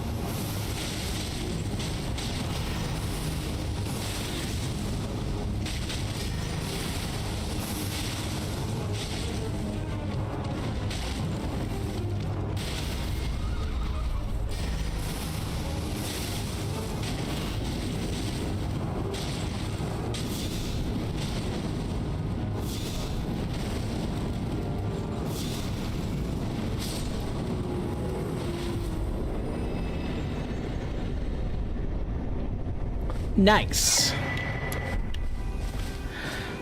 See what I mean? There's a rhythm. There were definitely some moments where I screwed up that rhythm, but if you pay attention to where your positioning is, there's only certain attacks that the Knight's Cavalry is going to do. Thank you for all the lovely emotes and the positive support. I greatly appreciate that. If you're behind the Knight's Cavalry, they're going to reposition. And with a spell like Blood Boon, it's got just enough reach that they're going to take ticks of flame and blood loss on the way in.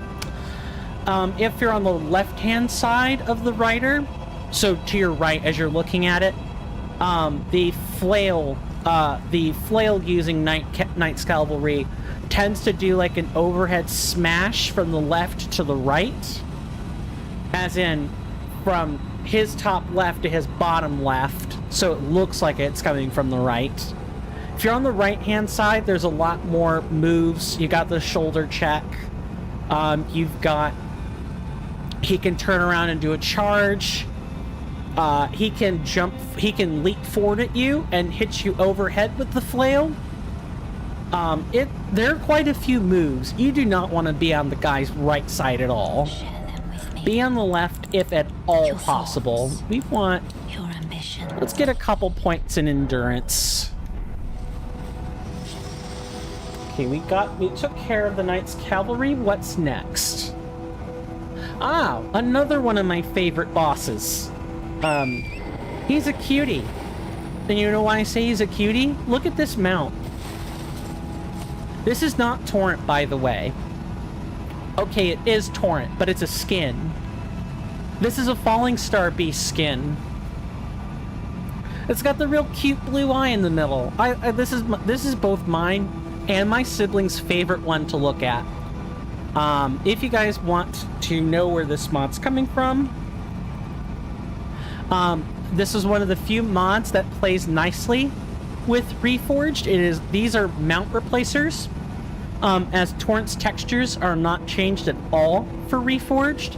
So you're allowed to find the nice mount replacer of your choice, and as long as you follow the instructions, bingo.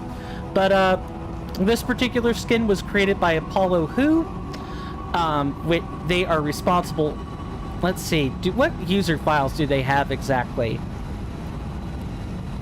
Oh, they have lots of horse skins. I'm gonna, take a look at some of these later and see what works and what doesn't. Because there's quite a few good ones in here so far. But, yeah, my favorite one by far is the Falling Star Beast. These are my favorite creatures in the game. I like these rocky enemies. Just look at all the metallic iron spikes. It's supposed to be menacing and nasty to look at, but it's so cute. And I like horses, for the record. I don't like taking care of them. I've actually had a relative who once took care of horses. They were living kind of out in the boonies.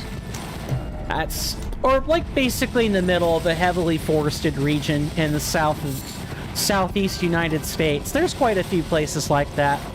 Enough space for a mobile home or a prefabricated house. There's quite the space for that type of thing, and she would often have a small fenced area and a shed where she would take care of deer and horses. She no longer does this, of course. She's in a different place now, but still living, but in a different place in her life. Doesn't need to do that stuff anymore. Doesn't have the access to do it, but I did remember actually getting up on a horse one time when I was over there visiting her. It was, I didn't make it very far, but it was a ride I will never forget.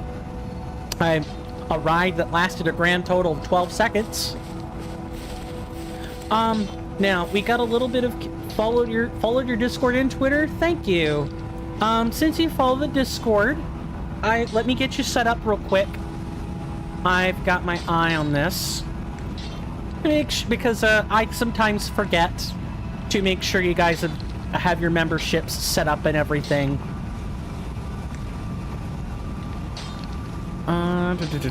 Let me sort by new members. Where did I see this?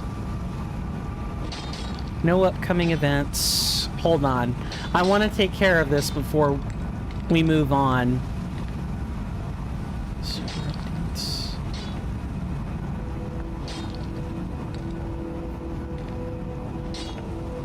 I don't need to sort by name. Okay. I want a clear selection. Do what you have to, thanks. I'll try not to make this take too long. There are obviously certain channels on here that nobody would really be able to see. That's just strange. You told me you followed, so the notice should be there. Maybe it takes a few minutes. I promise I will get to you. But thank you for those follows, and when you get here, I will sort out your role pronto. You've got my word on that. Discord might just need some time to update properly. If if that doesn't sort out, you feel free to DM me on Twitter or on Twitch, and I will take care of it to the best of my ability. Now, this lovely place, now that we're here, this is a great way to end off today's stream. Actually, now that I think about it, isn't the Falling Star Beast somewhere up here and not over down here at the bottom of the hill? We're gonna find out. Yeah, it's up here. They want to get that star collar. So, welcome to the gravity crater. Doesn't it just look ominous? We're gonna kill the few star callers that are here, and then we're gonna get into a great boss fight as today's capstone.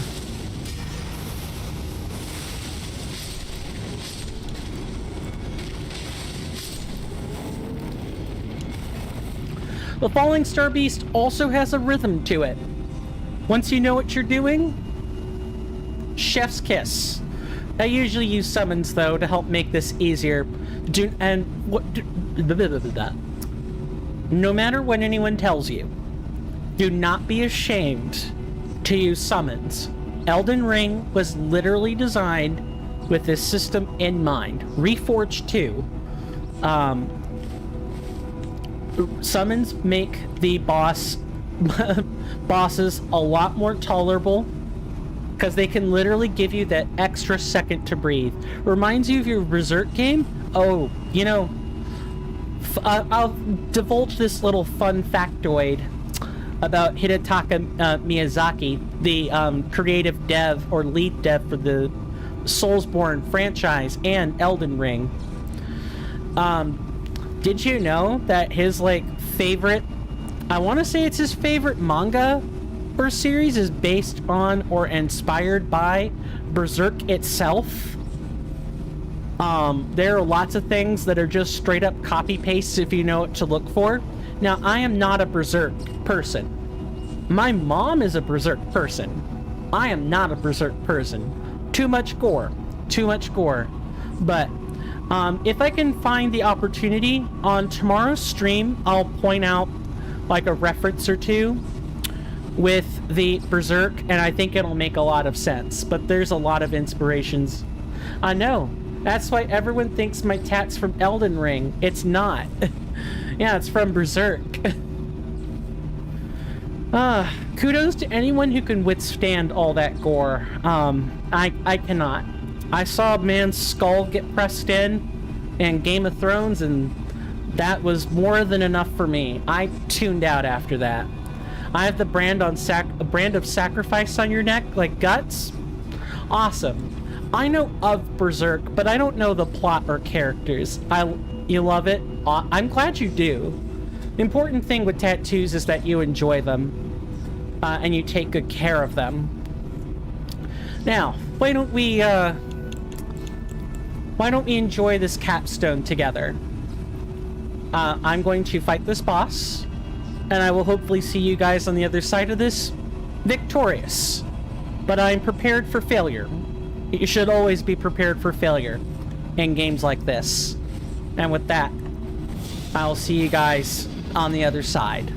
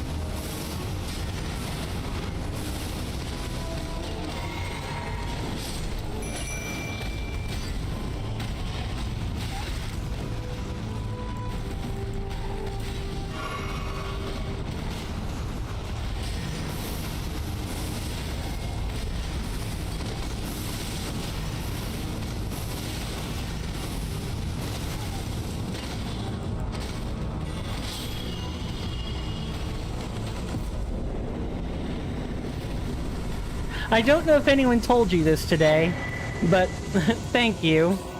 I mean, the summons did most of the work. It definitely would have been more of a challenge, but I actually think I could have done it without summons.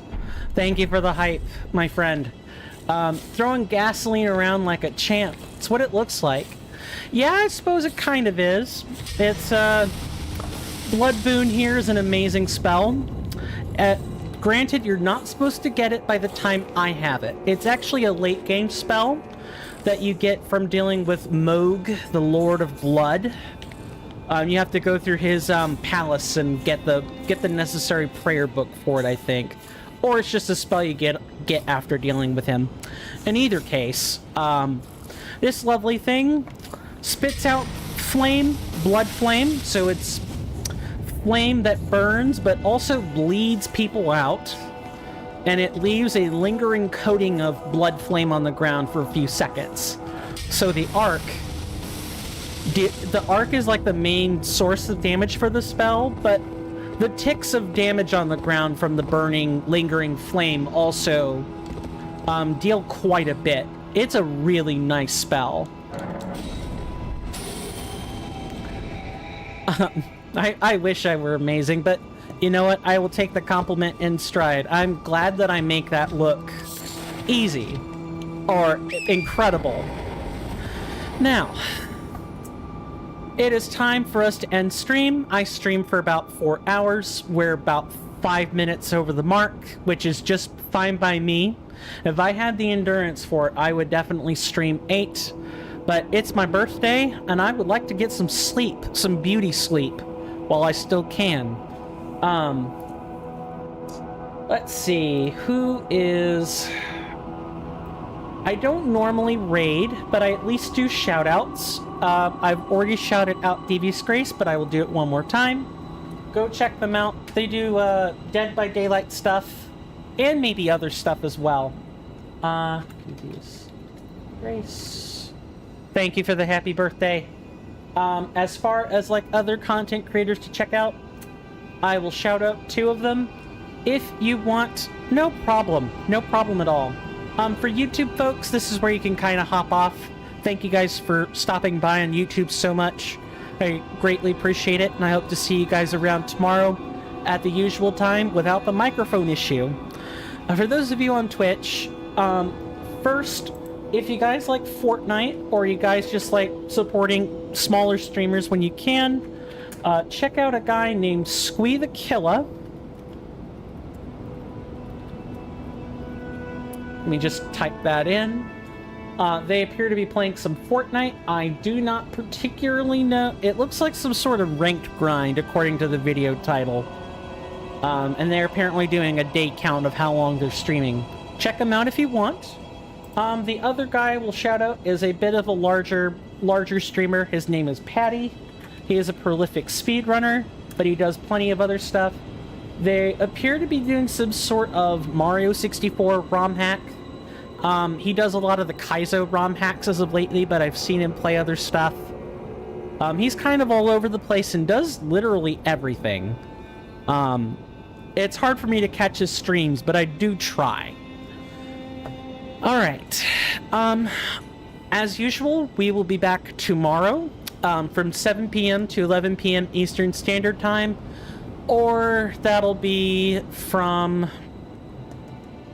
1900 to 2300 hours if you use standard or standard 24-hour or military time. If you guys like the content and hadn't done so already, please consider subbing and or following. If you're on YouTube or Twitch, I'll figure out the right things to say for Trovo eventually.